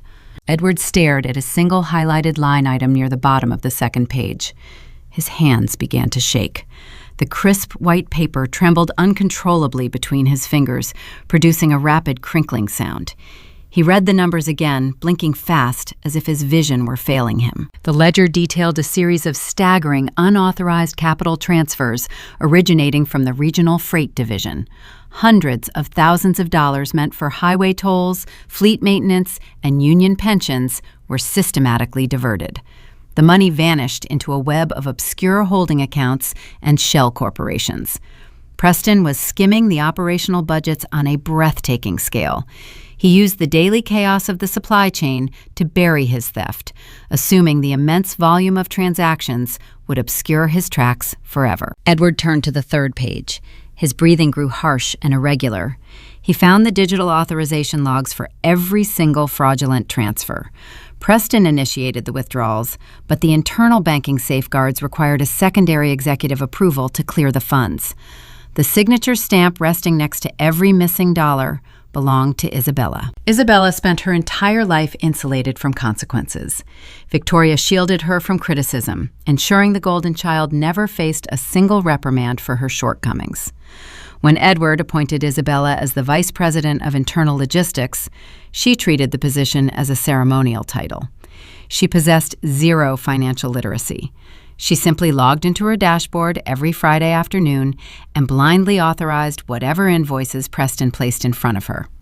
She traded her fiduciary responsibility for the luxury of a stress-free day at the country club. She rubber-stamped her own family into oblivion. Edward slowly lowered the stack of papers. He turned around to face his son-in-law. The patriarch looked past the tailored suit and the polished smile, finally seeing the parasite draining his lifeblood. "Where is the maintenance fund?" Preston Edward asked. His voice dropped to a low, dangerous whisper. The color drained entirely from his face, leaving a pale, sickly pallor. Preston swallowed hard, his Adam's apple bobbing in his throat. He took a small step backward, bumping his hip against his mahogany desk. "I do not know what you are talking about, Edward. The software is glitching. You cannot trust those numbers. Adelaide probably manipulated the code before she left to frame us." Edward crossed the room, closing the distance between them in 3 long strides. He slammed the stack of warm printed ledgers against Preston's chest. The younger man stumbled, fumbling to catch the falling pages before they hit the floor. "This is a hardwired local backup," Edward growled, pressing his finger into Preston's sternum. "This has nothing to do with her cloud. This is raw, unedited bank data. You drained the pension reserves. You stole from this company." Victoria stood up from her chair. The matriarch prided herself on projecting a flawless image of aristocratic perfection. She believed her lineage placed her above the petty, squalid crimes of common thieves. She marched over to Preston, snatching a fallen page from the carpet. She read the bold black numbers. Her eyes widened, taking in the sheer magnitude of the embezzlement. Then she saw the secondary authorization line. Victoria whipped her head around, staring at Isabella. The Golden Child sat frozen on the leather sofa, clutching her cellular phone against her chest. Isabella looked small, fragile, and terrified. "You signed these," Victoria said. The question carried the sharp edge of a razor blade. Isabella stammered, her voice cracking under the intense scrutiny. "Mother, I did not know. Preston told me they were routine vendor payments. He said the routing software required manual overrides to pay the contractors on time. I just clicked the approval button so we could go to dinner." The pristine family image shattered into a million jagged pieces. The illusion of the brilliant, sophisticated daughter vanished, leaving behind a foolish, gullible accomplice. Victoria let out a piercing, visceral scream. It was not a dignified sound. It was the raw, animalistic shriek of a woman watching her entire social construct collapse in real time. "You careless girl," Victoria shouted, throwing the crumpled paper at Isabella's face. "You signed away our fortune so you could drink wine at the club. You handed a common thief the keys to our vault." Isabella shrank back, tears spilling over her mascara and staining her cashmere sweater. The golden pedestal she stood on her entire life turned to dust beneath her feet. She always viewed me as the inferior sibling, the invisible help desk clerk relegated to the shadows of the basement. But this minor conflict resolved that illusion with brutal finality. I was not just the information technology support. I was the structural integrity of their entire universe. My flawless systems were the only thing hiding their deep-rooted corruption and breathtaking incompetence from themselves. I spent years maintaining a digital dam that kept the floodwaters of their own greed at bay. The moment they forced me out, the dam broke, washing away their dignity, their wealth, and their freedom. Preston tried to defend himself, raising his hands in a desperate, placating gesture. "Edward, we can fix this. We just need to move some capital around. Once we get the trucks moving again, we can balance the sheets before the auditors notice." "There is no capital left," Edward barked, his voice cracking with profound despair. "The retail clients are gone, the escrow accounts are frozen tight, and now I have written proof that my own executive team embezzled hundreds of thousands of dollars. If the creditors see this paper, they will not just foreclose on the estate, they will call the federal authorities. We are going to prison." A suffocating terror filled the executive suite. The realization of their vulnerability eclipsed the initial panic of the locked servers. They were facing immediate criminal liability.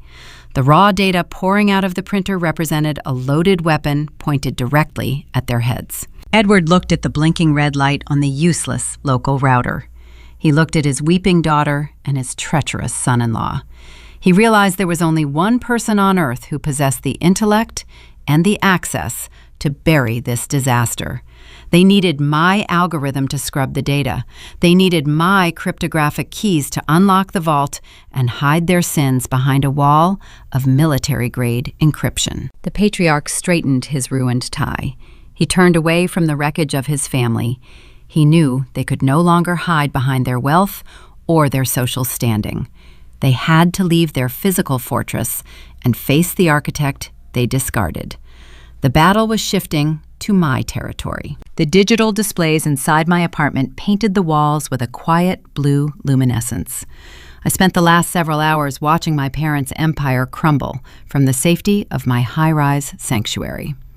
The adrenaline that fueled my morning began to recede, leaving behind a profound stillness. I needed to step away from the monitors. I needed a physical anchor to remind me that the world outside their chaos still existed.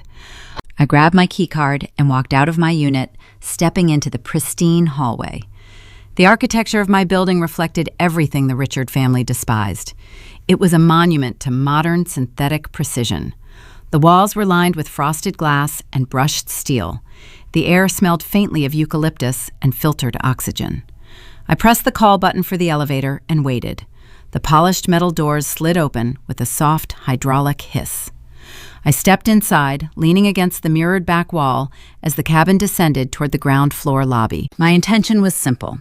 I wanted to retrieve a package from the concierge desk and perhaps walk to the corner cafe for a fresh pastry. I wanted a mundane interaction to cleanse my palate. The elevator chimed, announcing my arrival at the ground floor. The doors parted, revealing the sprawling expanse of the residential lobby. The space featured imported white marble floors and towering geometric sculptures. My parents stood directly in the center of the atrium. Desperation drove Edward and Victoria out of their Bellevue executive suite and across the floating bridge into the heart of Seattle. They bypassed the front security desk, likely ignoring the protests of the uniformed staff. They carried the storm inside with them. Rain dripped from my father's expensive trench coat, pooling on the immaculate marble tiles. I did not step back into the elevator. I walked forward, closing the distance between us. The power dynamic in the room underwent a total inversion. For 29 years, I approached them with my head lowered, seeking approval they never intended to grant.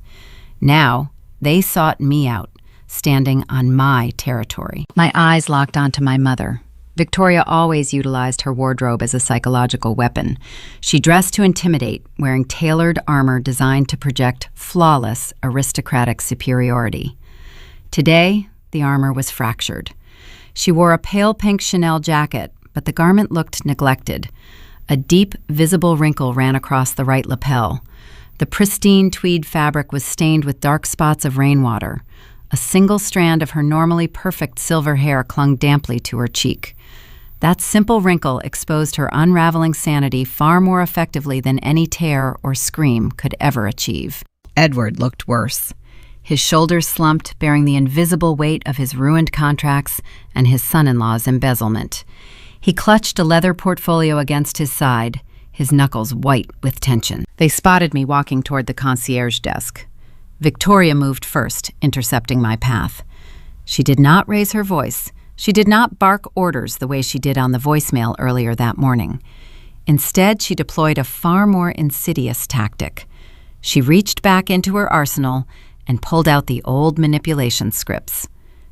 "Adelaide, darling Victoria," said her voice dripping with a synthetic, sugary warmth. She reached out, attempting to place a hand on my arm. I took a measured step backward, ensuring her fingers grasped nothing but empty air. Victoria swallowed hard, her smile faltering for a fraction of a second before she forced it back into place. We have had a terrible misunderstanding today. Tempers flared at the breakfast table. We all said things we regret. But you have made your point. You proved how essential you are to the operation. Now we need to put this petty argument behind us. Family helps family, Adelaide. We need you to hand over the passwords so we can save our legacy. Family helps family. The phrase echoed in the cavernous lobby. I heard those exact words when I was 16 years old. Isabella crashed her brand new convertible into a stone retaining wall after a country club party. Victoria forced me to tell the insurance adjusters that I was the one driving. She sacrificed my pristine driving record to protect the golden child from a premium increase. Family helps family only ever meant I was expected to bleed so they could remain comfortable. I looked at the woman who birthed me. I searched her frantic eyes for a trace of genuine remorse. I looked for an apology regarding the decades of neglect. I looked for a sliver of regret for handing my position to an incompetent thief. I found nothing. My internal conflict fully resolved in that sterile marble lobby. The heavy chain of obligation I dragged around for 3 decades shattered into dust. I finally saw them with absolute clarity. They were not sorry for discarding me. They felt zero guilt for stripping me of my title and demanding my keys. They were only sorry the machinery stopped working. They viewed me the exact same way they viewed a broken fuel pump on a diesel truck. They just wanted the mechanic to fix the engine so the vehicle could continue serving their needs. Edward stepped forward, his patience evaporating. He could not sustain the polite facade his wife attempted to build. "Enough of this nonsense, Victoria," Edward grumbled, his voice rough and raspy. He glared at me, pointing a thick finger toward my face. "We are facing a catastrophe. The retail contracts are dissolving. The escrow funds are locked. You are going to give me the cryptographic codes to that server right now, or I will have you arrested for corporate sabotage." The threat hung in the air, pathetic and hollow. He still believed he possessed the authority to command my obedience. I did not yell. Raising my voice would grant them the emotional reaction they desperately craved. It would signal that they still held power over my nervous system. I maintained a posture of perfect calm. I felt cold, detached, and entirely free. "You fired me, Edward," I stated, my tone flat and conversational. "You demanded a clean exit. You told me I was dead to your company. I simply complied with your executive orders. The digital infrastructure belongs to my independent holding company. You breached the licensing contract. I owe you nothing." Victoria's fake smile vanished, replaced by a look of sheer, unadulterated panic. "Adelaide, please, you cannot do this. We are going to lose the estate. We are going to lose everything." "You already lost it, Mother," I replied. "You just have not accepted the receipt yet." I turned my back on them and walked toward the circular concierge desk. A young man named David sat behind the polished wood wearing a crisp gray uniform. He watched the entire interaction with wide, cautious eyes. He stood up as I approached. "Good afternoon, Ms. Richard," David said, keeping his tone highly professional. "How can I assist you today?" "David, these 2 individuals are trespassing," I instructed, gesturing casually over my shoulder toward my parents. "They are my former employers. I do not wish to speak with them ever again. Please have security escort them off the premises immediately. If they refuse to leave, call the local authorities." Victoria gasped. The sound echoed sharply against the marble walls. She stood frozen, staring at my back, unable to process the profound disrespect of being dismissed like a vagrant. Edward opened his mouth to shout another threat, but a pair of broad-shouldered security guards were already crossing the lobby floor, approaching them with purposeful strides. "Ma'am, sir," one of the guards said, stepping between my parents and myself, "I need to ask you to step outside." Edward puffed out his chest, attempting to assert his aristocratic dominance over the building staff. "Do you know who I am? I am Edward Richard. You cannot throw me out onto the street." The guard remained entirely unimpressed. "Sir, the exit is right behind you. Please walk through the doors or we will physically remove you." I did not stay to watch their humiliating exit. I collected a small cardboard package from David, thanked him for his prompt assistance, and turned back toward the elevators. The physical boundary was now permanently set, perfectly matching the impenetrable digital firewall I erected earlier that morning. They were locked out of my servers, and they were locked out of my life. As the elevator doors slid shut, carrying me back up to my quiet sanctuary, I knew the war was not entirely over. They failed to manipulate me in person, and they failed to bypass the security tokens. Their next logical step would be to drag the battle into a neutral arena. They would seek out a courtroom, relying on high-priced attorneys to pry the code from my hands. They were about to discover that my legal architecture was just as lethal and unforgiving as my software algorithms. The next phase of their ruin was waiting inside a mahogany boardroom. The morning sun burned through the gray Seattle fog, revealing a harsh, brilliant blue sky. The weather outside presented a stark contrast to the cold, sterile atmosphere waiting for me inside the downtown high-rise. I rode a silent glass elevator up to the 42nd floor of a prestigious, neutral law firm. The corporate mediator selected this specific location to ensure neither party possessed a home field advantage. I did not need a home field. I brought a fortress with me. Walking beside me was my legal counsel, Marcus. My grandfather Silas introduced me to him 5 years ago during that fateful meeting at the roadside diner. Marcus did not resemble the stereotypical wealthy Seattle attorney. He drove an old sedan and wore muted, unassuming suits. He operated with absolute surgical precision.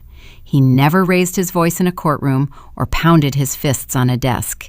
He preferred to speak softly while carrying binding, ironclad contracts. He served as the invisible architect of my corporate defense strategy. A receptionist guided us down a long corridor lined with modern, abstract art. She opened a heavy oak door, gesturing for us to enter a cavernous meeting space. A long, frosted glass table dominated the center of the room. Floor-to-ceiling windows offered a dizzying view of the Puget Sound. My father, Edward, sat on the far side of the table. Preston sat to his left. Victoria and Isabella were absent from this proceeding. Edward viewed this as a men-of-business negotiation. He brought 3 predatory legal representatives with him. These men wore tailored pinstripes and expensive luxury watches. They projected an aura of calculated intimidation. They earned their exorbitant hourly rates by crushing smaller companies under mountains of frivolous litigation and fierce posturing.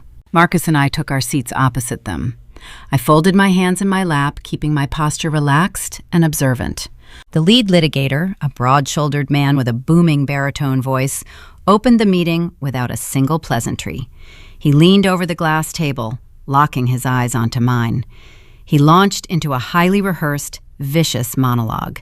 He accused me of malicious corporate sabotage.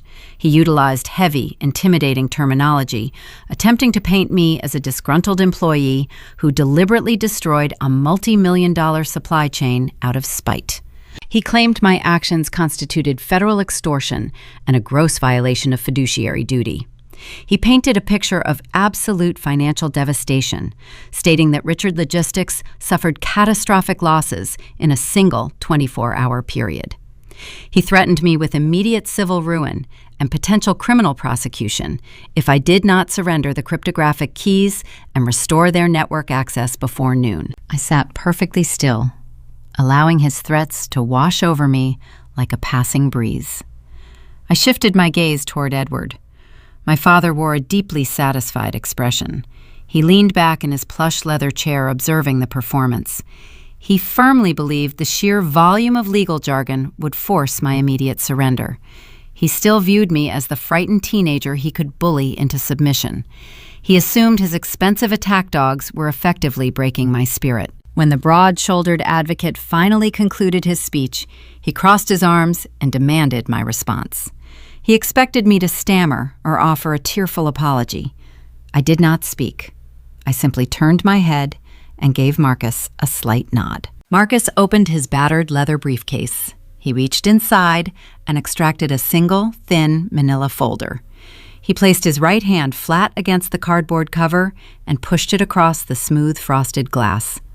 The folder traveled the length of the table, gliding with a soft, whispering friction. It stopped directly in front of the lead litigator. The sharp sound of the paper hitting the glass echoed through the quiet room. It provided a direct visual and auditory echo of the exact moment I set those 3 black hardware tokens on the mahogany dining table yesterday morning. The physical boundary was established once again. The opposing counsel opened the folder. Inside sat the notarized software licensing agreement executed between Richard Logistics and Sentinel Digital Infrastructure. He retrieved a pair of reading glasses from his breast pocket and slipped them onto his face. His eyes scanned the first page. The predatory posture he carried into the room began to deflate almost instantly. The rigid set of his shoulders collapsed. He turned to the second page, reviewing the clauses outlining intellectual property ownership. He traced the text with his index finger. Then he reached page 4.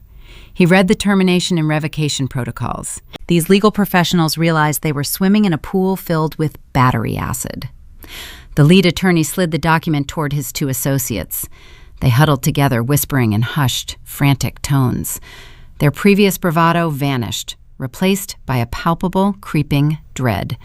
They recognized an inescapable trap when they saw one. Edward watched his expensive mercenaries lose their composure in real time.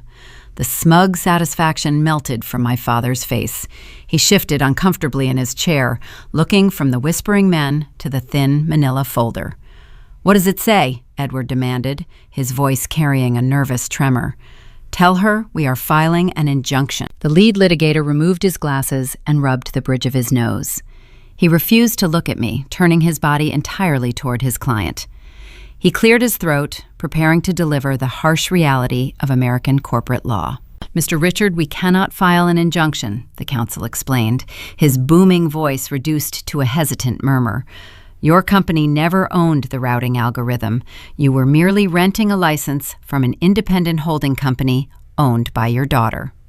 The contract you signed explicitly states that if the vendor relationship is terminated without a formal 90-day transition period, the software license revokes immediately." Edward pounded his fist against the leather armrest. "That is absurd. She shut down my servers. She locked my fleet. Sue her for damages." The lawyer shook his head, delivering the final aristocratic bite. "She did not sabotage anything, sir," the advocate stated, spelling out the fatal error. "She complied with your direct, hostile, verbal command to leave the premises and leave her keys. You fired the vendor. By removing her active presence, you triggered a localized defensive protocol designed to protect the intellectual property owned by her independent corporation." The room grew incredibly quiet. The only sound was the distant hum of the building ventilation system. "You cannot sue a vendor for a service interruption that you explicitly demanded," the lawyer concluded, placing his hands flat on the table in a gesture of absolute defeat. "She is entirely within her legal rights. You ordered her to stop working. She stopped working. The resulting network lockout is a consequence of your own administrative actions." The legal trap snapped completely shut. There was no loophole to exploit. There was no technicality they could leverage to force my compliance. The law they worshipped as a shield was now functioning as a sword pressed directly against their throats. Preston sat frozen beside my father, staring blankly at the frosted glass. The son-in-law realized his embezzlement was now permanently entombed inside a ruined corporate entity. He knew the printed ledgers sitting in the Bellevue office would eventually find their way into the hands of federal auditors. His fraudulent empire was over. Edward looked like a man who just stepped off a precipice and was waiting for the ground to arrive. He lost his trucks, his retail contracts, and his bank accounts. Now he lost his only remaining weapon. The conflict moved past the realm of legal maneuvering. The company possessed zero operational value. The crippling debt they accrued over the years was about to mature. They stood on the brink of total personal financial ruin. With their legal avenues obliterated, I prepared to push my final piece across the board. The hostile buyout was the only door left open, and I held the only key. The silence inside the downtown legal suite felt absolute. The high-priced litigators representing my father ceased their aggressive posturing entirely. They began snapping their expensive briefcases shut, moving with the hurried, awkward rhythm of men desperate to escape a sinking vessel. They recognized a terminal situation and possessed zero desire to bill hours to a client who could no longer afford their services. Edward remained frozen in his plush leather chair. His chest rose and fell in shallow, rapid increments. The patriarch spent his entire adult life cultivating an aura of invincible authority. He commanded boardrooms with a booming voice and a heavy fist. Now, that authority dissolved into nothingness. He stared at the frosted glass table, looking at the thin manila folder containing my software licensing agreement. The document represented his total defeat. Marcus, my unassuming attorney, gathered his notes. He gave me a brief, subtle nod, indicating the defensive phase of our strategy was officially complete. It was time to launch the offensive. I did not feel a sudden rush of vindictive joy. Vengeance driven by emotion is messy and unpredictable. My actions were rooted in cold, calculated business acumen. I analyzed the Richard Logistics financial architecture for 4 years. I understood their debt-to-income ratio better than their own accounting department. I knew exactly how fragile their physical empire truly was. Edward, you have a massive problem approaching rapidly, I stated, keeping my voice even and conversational. My father slowly lifted his gaze.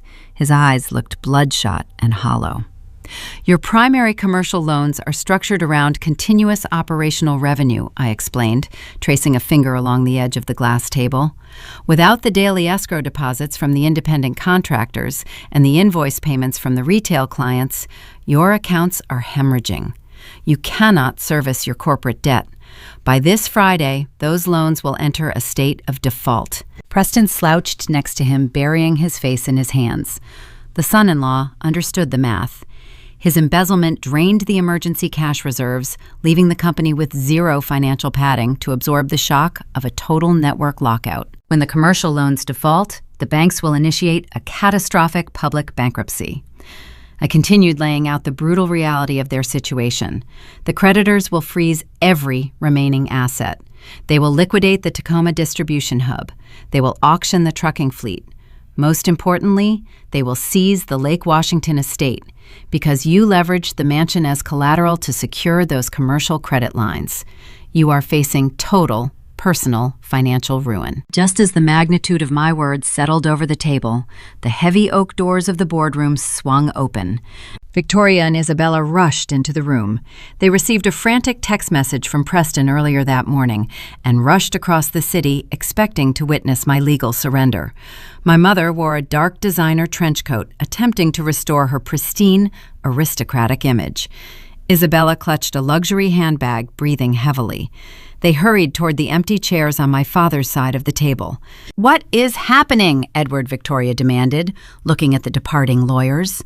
"Did she hand over the passwords?" Edward did not answer his wife. He simply shook his head, a gesture of profound, absolute despair. Victoria looked at the opposing counsel heading for the exit. Her aristocratic facade crumbled instantly. She realized the highly paid mercenaries failed. The fortress remained impenetrable. I waited for my mother and sister to sit down before I pushed my final piece across the board. I reached into my bag and extracted a thick binder bound in black leather. I set it on the frosted glass. This document did not contain defensive licensing agreements. It contained a comprehensive hostile buyout offer, drafted meticulously by Marcus and his financial team. "I am prepared to offer a solution," I announced. Isabella scoffed, wiping a bead of moisture from her cheek. "You ruined our lives, and now you want to help us?" "I am not helping you, Isabella," I replied, meeting her tear-filled eyes.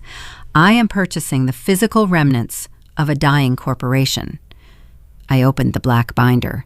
"I am offering to buy the tangible assets of Richard Logistics. I will take ownership of the Tacoma warehouses, the entire fleet of diesel trucks, and the remaining active client lists. I am acquiring these assets for pennies on the dollar. The valuation is based on a distressed entity facing imminent insolvency. Edward choked out a harsh, bitter laugh. You want to steal my legacy. You want me to hand you the empire my father built for a fraction of its worth. Your legacy is already dead, Edward I corrected him, stripping away the last illusion holding his ego together. Your empire is currently a mountain of worthless steel sitting idle in a parking lot. The physical equipment holds zero value without the digital nervous system required to operate it. I own the digital nervous system. I am simply offering to buy the empty shell to house my software. The tension inside the legal suite transitioned from frantic panic to cold, suffocating reality. The family that worshipped wealth and physical property finally understood the modern rules of engagement. I was not extorting them. I was executing a standard corporate acquisition. If you refuse this offer, the banks will seize everything by Friday. I explained, outlining the stark binary choice before them. The resulting public bankruptcy will expose the fraudulent accounting practices in the regional freight division. The auditors will uncover Preston's massive embezzlement. The federal authorities will investigate the missing pension funds. You will lose the company. You will lose your home, and your son-in-law will face criminal prosecution. Preston flinched, visibly shrinking into his leather chair. If you accept my offer, I will assume the corporate debt, I continued. I will pay off the commercial loans preventing the default. You will walk away with a very small sum of cash. It will be barely enough to purchase a modest condominium in a secondary suburb. You will lose the prestige you prize above your own daughter, but you will avoid prison and personal bankruptcy. Victoria stared at me with wide, terrified eyes. She processed the terrifying mathematics of her new existence. She would no longer host extravagant charity galas. She would no longer possess the financial leverage to command obedience from the Seattle elite. She was being forcibly retired into obscurity. Isabella began to weep. The sound was not a dignified, quiet sob. It was a messy, gut-wrenching display of grief. She realized her social standing was officially dead. The country club memberships would expire. The designer wardrobe would become a relic of a past life. Her high society friends already treated her like a pariah due to the leaked rumors of insolvency. Now the rumors were becoming absolute truth. She traded her fiduciary responsibility for luxury, and the final bill just arrived. You have zero leverage left, I told them, my voice remaining calm and steady. You cannot negotiate the purchase price. You cannot request a delay. You have 24 hours to sign these acquisition papers. I reached into the inner pocket of my blazer. I withdrew a sleek silver fountain pen. It was a heavy, expensive writing instrument, crafted from brushed metal. 2 days prior, during the hostile ambush in the formal dining room, Edward used this exact pen to sign the paperwork officially terminating my employment. He carelessly tossed it onto the table after demanding my keys, assuming he discarded a useless utility. I quietly picked it up before walking out. I placed the silver pen horizontally on the frosted glass. I applied a slight pressure with my index finger, sliding the instrument across the smooth surface. The metal scraped against the glass, producing a sharp, distinct ringing noise. The pen traveled the length of the table, stopping directly in front of my father's trembling hands. The poetic justice of the moment hung heavy in the air. The tool he utilized to banish his daughter was now the only instrument capable of saving him from total annihilation. Sign the contract, Edward I instructed. My father stared at the silver pen.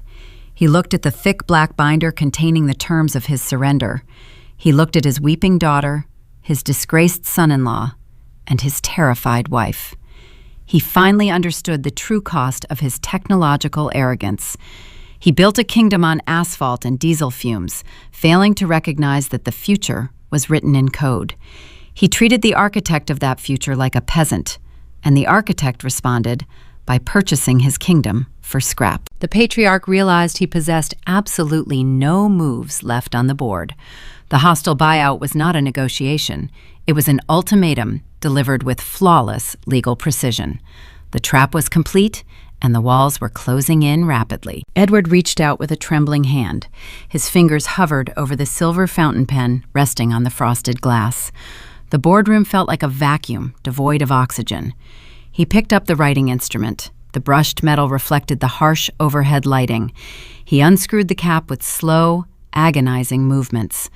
Every rotation of the threaded metal signaled the death of his aristocratic reign. He pulled the thick black binder closer to his chest.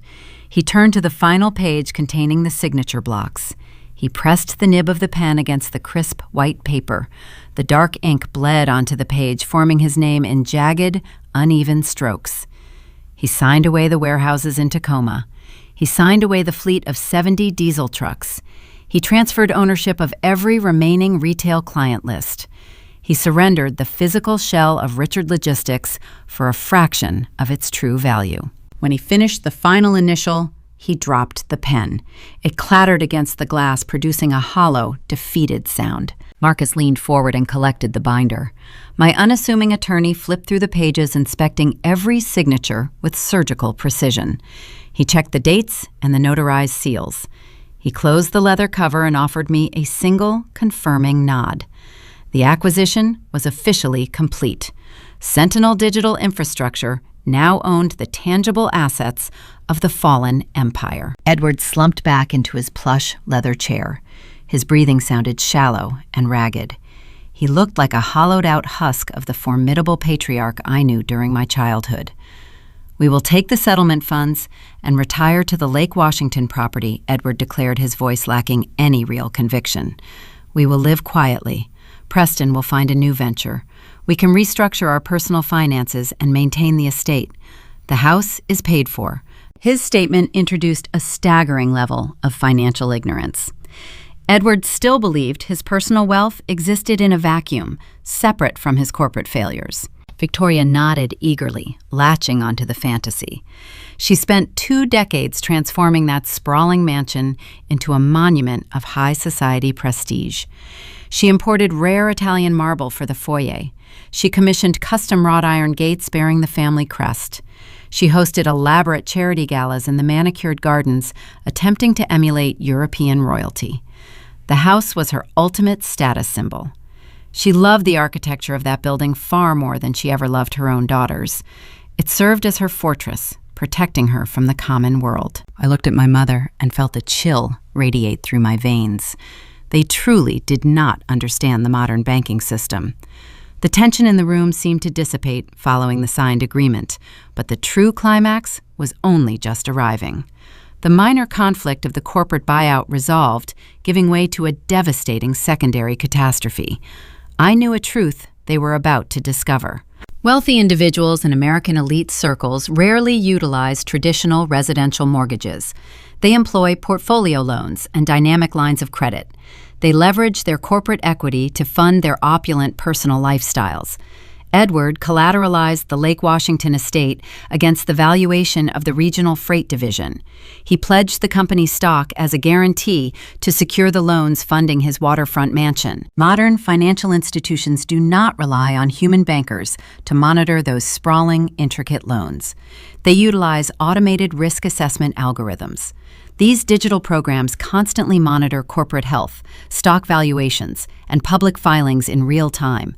They operate without empathy or hesitation. When Richard Logistics lost its 3 largest retail contracts, the corporate revenue dropped to 0. When Edward signed the hostile buyout agreement, selling the assets for pennies on the dollar, the company valuation officially plummeted into the abyss. The loan covenants required the company to maintain a specific baseline value. The stroke of his silver pen breached those parameters instantly. A crisp, cheerful electronic chime erupted from Victoria's designer handbag. The sound sliced through the heavy silence of the boardroom. Victoria blinked, startled by the sudden noise. She unclasped her purse and retrieved her cellular phone. She tapped the screen to read the incoming notification. The meticulously applied makeup on her face could not conceal the sudden, terrifying pallor that washed over her features. The color drained from her cheeks, leaving a ghostly white mask. Her jaw trembled uncontrollably. The phone slipped from her fingers, tumbling onto her lap. "What is it?" Victoria Edward asked, sitting up straight. She could not speak. Her throat seized, producing only a dry, clicking sound. She pointed a shaking finger at the illuminated screen. Isabella leaned over and snatched the device from her mother's lap. The golden child read the text aloud, her voice cracking under the weight of the words. "It is an automated alert from the Private Wealth Management Group," Isabella whispered. The text says, "Margin call triggered. Corporate covenant breach detected. Foreclosure protocols initiated on the Lake Washington property. All connected accounts frozen, pending liquidation." Edward patted his pockets frantically, retrieving his own device. His inbox was flooding with identical automated warnings. The banking algorithms registered the corporate collapse and immediately moved to mitigate their exposure. The financial institution was seizing the collateral. "This cannot be happening," Edward shouted, staring at his glowing screen. "They cannot take the house. The buyout gave us enough cash to cover the personal margins.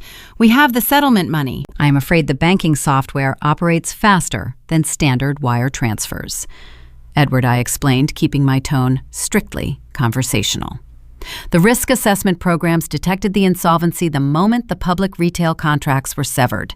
They froze your personal accounts to secure their position before the settlement funds could even clear. You leveraged your entire life against a company you did not understand." Victoria let out a breathless, whimpering sound. She realized she possessed no home to return to. The grand Italian marble foyer, the manicured gardens, the custom gates were all slipping through her fingers. She was being evicted from her own fortress. Preston remained entirely silent, staring at the carpet. The golden son-in-law knew his embezzlement would soon be scrutinized by federal liquidators. He traded a lucrative career for a fast path to prison. "You planned this," Isabella shrieked, pointing a manicured finger at me. "You knew the bank would take the house. You orchestrated this entire nightmare." "I did not orchestrate your ignorance, Isabella," I countered, holding her gaze. "I built a flawless system to protect this family. You chose to tear it down." The final, breathtaking realization settled over the room. The payoff was not just the loss of a corporate entity, it was the complete eradication of their physical reality. "2 days ago, you summoned me to the dining room," I said, addressing my father. "You demanded my keys. You assumed those black cryptographic tokens belonged to the corporate sedan and the estate gates. You thought you were stripping me of my transportation and my access." Edward looked up, his eyes brimming with unshed tears of profound regret. "Those FIDO2 keys were the only things keeping the digital revenue streams flowing." I continued delivering the final verbal strike. "They were the only things satisfying the banking algorithms. By demanding I set them on the table, you triggered a digital chain reaction. The tokens you demanded I leave behind did not just lock the warehouse doors in Tacoma. They locked the wrought iron gates to the mansion you loved more than me." The truth hung in the air, heavy and undeniable. Adelaide did not steal their home. Their own arrogance handed it to the creditors. They threw away the keys to their entire kingdom because they refused to respect the architect who forged them. The financial dominoes crossed the boundary from corporate failure into deep personal ruin. The bank would already have dispatched private security contractors to the Lake Washington estate. The locks would be changed before the sun set. The luxury cars parked in the garage would be impounded. The designer clothing hanging in their expansive closets would be cataloged for auction. The Richard family sat frozen around the frosted glass table. They arrived at the downtown law firm wearing expensive suits and carrying an aura of invincible prestige. They would leave the building with nothing but the clothes on their backs. They possessed no company, no wealth, and no home. They were left with only the bitter taste of their own technological ignorance and the chilling knowledge that they authored their own destruction. 30 days passed since the morning I walked out of the formal dining room and left my family stranded inside their own crumbling empire. The passage of 1 month changes the physical landscape of a city just as rapidly as it changes the trajectory of a human life. I stand on the concrete floor of the main distribution hub in Tacoma. The air no longer tastes of bitter diesel exhaust and stale panic. The chaotic shouting of frustrated warehouse managers is completely gone. In its place is a steady, synchronized mechanical hum. The massive bay doors are open to the crisp morning air. Fleets of brand new electric forklifts glide across the loading zones with quiet precision. Union workers wear clean, reflective vests, checking their daily routing assignments on ruggedized digital tablets that load instantly. Every single barcode scanner functions flawlessly. Every piece of heavy freight moves with a calculated, mathematical grace. The operation is a beautiful, invisible symphony of data translating into physical momentum. I walk down the central aisle wearing a tailored charcoal blazer and practical leather boots. The union foremen nod to me as I pass. They do not look at me with the dismissive pity they reserved for the invisible help desk clerk. They look at me with the profound respect earned by a leader who saved their pensions and secured their livelihoods. The massive aluminum signs bolted to the exterior of the distribution hub no longer display the name Richard Logistics. A team of industrial contractors unbolted those heavy rusted letters 2 weeks ago. The new signs feature a sleek geometric design reading Sentinel Digital Freight. The transition period was swift and incredibly ruthless. When Edward signed the hostile acquisition paperwork, he sealed the fate of the legacy structure. I assumed the corporate debt, paying off the commercial loans just hours before the institutional banks declared a public default. I stabilized the company accounts and personally contacted the major retail clients. I showed them the new cryptographic security parameters and guaranteed absolute routing transparency. The retail giants rescinded their termination notices and signed new exclusive vendor contracts with Sentinel Digital Freight. While my new enterprise surged forward, the toxic elements of my past were entirely removed from the board and completely erased from my daily existence. The banking algorithms showed zero mercy when they executed the foreclosure on the Lake Washington estate. Private security contractors arrived at the waterfront property just 48 hours after the boardroom meeting. They changed the locks on the custom wrought iron gates. Court-appointed liquidators cataloged the luxury vehicles, the imported artwork, and the designer wardrobes. Edward and Victoria currently reside in a modest 2-bedroom rental apartment located in a secondary suburb miles away from the wealthy enclaves they once ruled. They possess no corporate titles. Their exclusive country club immediately revoked their membership due to insufficient funds and the overwhelming public scandal. They sit in a cramped living room surrounded by cardboard moving boxes they refuse to unpack, mourning an aristocratic fantasy that no longer exists. Isabella filed for divorce the exact same afternoon federal agents arrived at her luxury condominium with search warrants. The authorities seized Preston's personal computers and his encrypted hard drives. Preston is currently under federal indictment for wire fraud and corporate embezzlement. The unedited accounting ledgers generated by the localized backup printer provided the investigators with an absolute, undeniable trail of stolen capital. The Golden son-in-law faces a decade in federal prison. Isabella is now a disgraced former socialite entirely isolated from the Seattle elite she worshipped. Her high society associates blocked her cellular number and erased her from their guest lists. She possesses no trust fund and no employable skills. The pristine image she cultivated shattered, leaving behind a very cold reality. I do not speak to any of them. The physical and digital boundaries remain locked and impenetrable. I finish my morning inspection of the Tacoma hub and drive my sedan back toward the city. I did not retain the old Bellevue Executive Suite. That building was deeply soaked in the toxic nostalgia of a rotting dynasty. I leased the top floor of a newly constructed high-rise in the heart of the Seattle technology sector. The architecture consists entirely of tempered glass and brushed steel, reflecting the progressive, innovative culture of the region. I ride the private elevator up to my corporate suite. The doors open to reveal a space flooded with natural light. There are no dark mahogany credenzas or heavy velvet chairs. The aesthetic is clean, bright, and minimalist. I walk into my personal office, overlooking the panoramic expanse of the Puget Sound. I sit down behind a desk constructed from a single sheet of frosted glass. A large curved monitor rests in the center, displaying the flawless telemetry of the Sentinel routing algorithm. The digital heartbeat of the supply chain pulses in crisp green lines, indicating total operational efficiency. I reach into the inner pocket of my blazer. My fingers brush against smooth, hard plastic. I withdraw the 3 black cryptographic hardware devices. I place the FIDO2 tokens on the frosted glass desk, one by one. They make a soft, quiet clicking sound as they settle against the smooth surface. I arrange them in a perfectly straight line near the edge of the monitor. The morning sunlight catches the matte black finish, illuminating the small biometric sensors. They are incredibly unassuming objects. They weigh only a few ounces.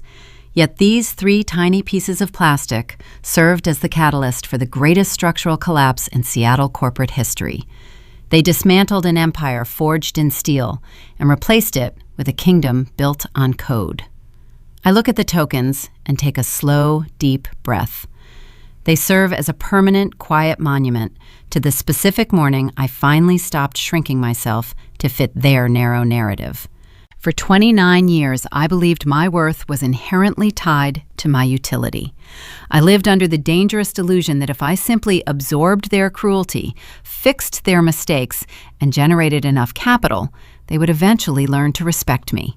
I treated my own subjugation as a required duty. I allowed them to feed on my intelligence while they forced me to sit in the shadows of the audiovisual table. I search my chest, expecting to find a lingering trace of guilt. I expect to feel the heavy, familiar burden of a daughter who abandoned her family. I find absolutely nothing. The hollow ache is completely gone. I only feel the profound, settling peace of an architect who spent decades living inside a drafty, rotting house and finally decided to build a fortress with walls strong enough to keep the predators out. Setting a boundary is not an act of vengeance. It is the purest form of survival. I did not destroy the Richard family. I simply handed them a mirror and allowed their own reflection to shatter them. My grandfather Silas understood this inevitability. He knew the analog world would eventually buckle under the crushing weight of its own arrogance. He provided me with the legal blueprint to protect my mind and my labor. I honored his memory by executing that blueprint with absolute zero hesitation. The digital matrix hums quietly on my screen. Hundreds of diesel trucks roll down the interstate highways, guided by invisible predictive weather patterns and real-time traffic algorithms. The independent contractors receive their automated escrow payments precisely on time every single day. The machine operates flawlessly because the architect is finally respected, and the toxic friction of human greed is removed from the equation. The story of the Richard family serves as a cold, absolute warning to anyone who values the heavy iron of the past over the invisible architecture of the future. You cannot treat human intelligence as a depreciating asset. You cannot assume your financial leverage will bend reality to your will. You cannot inherit a digital future with an analog heart. And you should never demand the keys from the only person who knows how to build the doors. The story of the Richard family is not merely a corporate thriller. It is a profound modern tragedy, a dark mirror held up to the fractured soul of the American family. Reflecting on Adelaide's quiet, devastating exit from the mahogany dining room, I do not just see a tale of technological revenge. I see a spiritual cautionary tale, a stark reminder of what happens when the sacred duty of parenting is replaced by the cold, transactional arithmetic of utility. From the perspective of a spiritual practitioner, one who walks the path of self-cultivation and observes the restless, misguided currents of modern society, the collapse of the Richard Empire offers a profound lesson. We live in an era where traditional American culture frequently confuses material legacy with spiritual success. Parents, driven by a frantic desire to secure physical wealth, often lose sight of the souls entrusted to their care. They attempt to build a lasting dynasty without laying a foundational bedrock of wisdom, morality, or emotional awareness. They chase the illusion of permanence in things that rust, while actively destroying the human spirits that endure. To the parents raising children in the United States today, this narrative transmits a critical, unyielding warning regarding family responsibility. The traditional family structure is meant to be a sanctuary, a place where honesty, fairness, and mutual respect are the daily bread. When Edward and Victoria Richard looked at their daughter, They did not see a human being deserving of unconditional love. They saw a depreciating asset. This exposes the tragic flaw of so many modern families, the blind worship of the golden child, who performs the expected social script, and the cruel subjugation of the quiet child, whose labor actually sustains the family's foundation. True parenting requires a deep level of self-reflection and inner repair. The spiritual path teaches us that we must cultivate our own morality and wisdom before we can adequately provide long-term guidance for another life. If parents do not heal their own egos, they will inevitably project their unaddressed flaws and deep-seated fears onto their children. The Richards lacked the emotional awareness to recognize the psychological pain they inflicted year after year. In their desperate, aggressive grasp for absolute control, they lost the one person who truly held the keys to their future. The lesson here is inescapable. You cannot harvest loyalty from a field where you have only planted neglect. If you raise your children as commodities, evaluating them purely on their financial or social output, do not be surprised when they eventually calculate your exact market value and sell you for scrap. Yet from this sprawling wreckage, a powerful, life-altering message emerges for the younger generation. Adelaide stands as a modern archetype of resilience and self-realization. To the young adults currently navigating the suffocating weight of toxic family expectations, her journey serves as a brilliant beacon. From the protagonist, we learn that you are not defined by the limitations of those who raised you. You do not have to accept the narrative written for you by people who do not understand your intrinsic value. Adelaide's ultimate triumph was not the hostile buyout of a regional logistics firm. Her true victory was the internal cultivation of her own boundaries. She endured years of emotional starvation and systemic unfairness, yet she did not allow that trauma to corrupt her morality or diminish her intellect. She used her profound isolation to build her own architecture, both digital and psychological. She teaches young people that true strength lies in quiet, disciplined preparation. When the world demands that you shrink yourself to fit a seat you were never offered, your responsibility is not to shrink, but to build your own table. You must continually cultivate the wisdom to recognize your own worth, the morality to act with absolute integrity when others resort to deceit, and the resilience to walk away when your spirit is no longer honored. This alignment of inner fortitude and clear boundaries is the very essence of true self-cultivation. It is the hard-won realization that blood does not automatically grant someone a lifelong lease on your sanity or your soul. You are allowed to protect the peace you have built. If you find yourself reflecting on these shadowed corners of family dynamics, if Adelaide's silent, powerful departure resonates with the unspoken truths in your own life, I encourage you to follow Mourning Revenge. Here, we continuously explore these quiet, true-to-life stories of boundaries, dignity, and the profound moments when people finally choose themselves over the illusions they were raised to believe. Subscribe to Mourning Revenge and join a community that understands the heavy, necessary cost of breaking generational cycles. As we look back at the shattered remains of the Richard family, we are forced to confront a deeply uncomfortable reality about the American dream and the traditional families that pursue it. We are culturally conditioned to believe that family is an unbreakable, unconditional bond, a sacred covenant that must be preserved at all costs, regardless of the emotional suffering it inflicts. Society dictates that forgiveness is mandatory, that respect is a one-way street pointing upward, and that a child always owes a perpetual debt to their creators for their existence. But perhaps that conventional wisdom is the very poison destroying us. Perhaps true love is not the unconditional tolerance of abuse. Profound spiritual truth often runs entirely counter to the comforting, polite lies we tell ourselves to maintain the status quo. True love, in its purest and most elevated form, requires the absolute presence of justice, fairness, and accountability. When a family deliberately strips away fairness, when a parent demands blind obedience while offering zero emotional awareness or protection, the covenant is not just broken, it is fundamentally nullified. We spend our entire lives terrified of being orphaned by the people who raised us, clinging desperately to the heavy, rusted chains of tradition, because the unknown feels too vast. But as Adelaide stood in her glass tower holding those 3 small cryptographic tokens, she revealed a terrifying, beautiful secret. The most sacred act of family responsibility is sometimes the act of walking away. You do not owe your life, your intellect, or your future to the people who only value your utility. The ultimate test of your spiritual evolution is not how much suffering you can quietly endure in the name of legacy, but whether you have the courage to burn a toxic legacy to the ground and plant something entirely new in the ashes. We are all holding keys to doors we are too afraid to lock.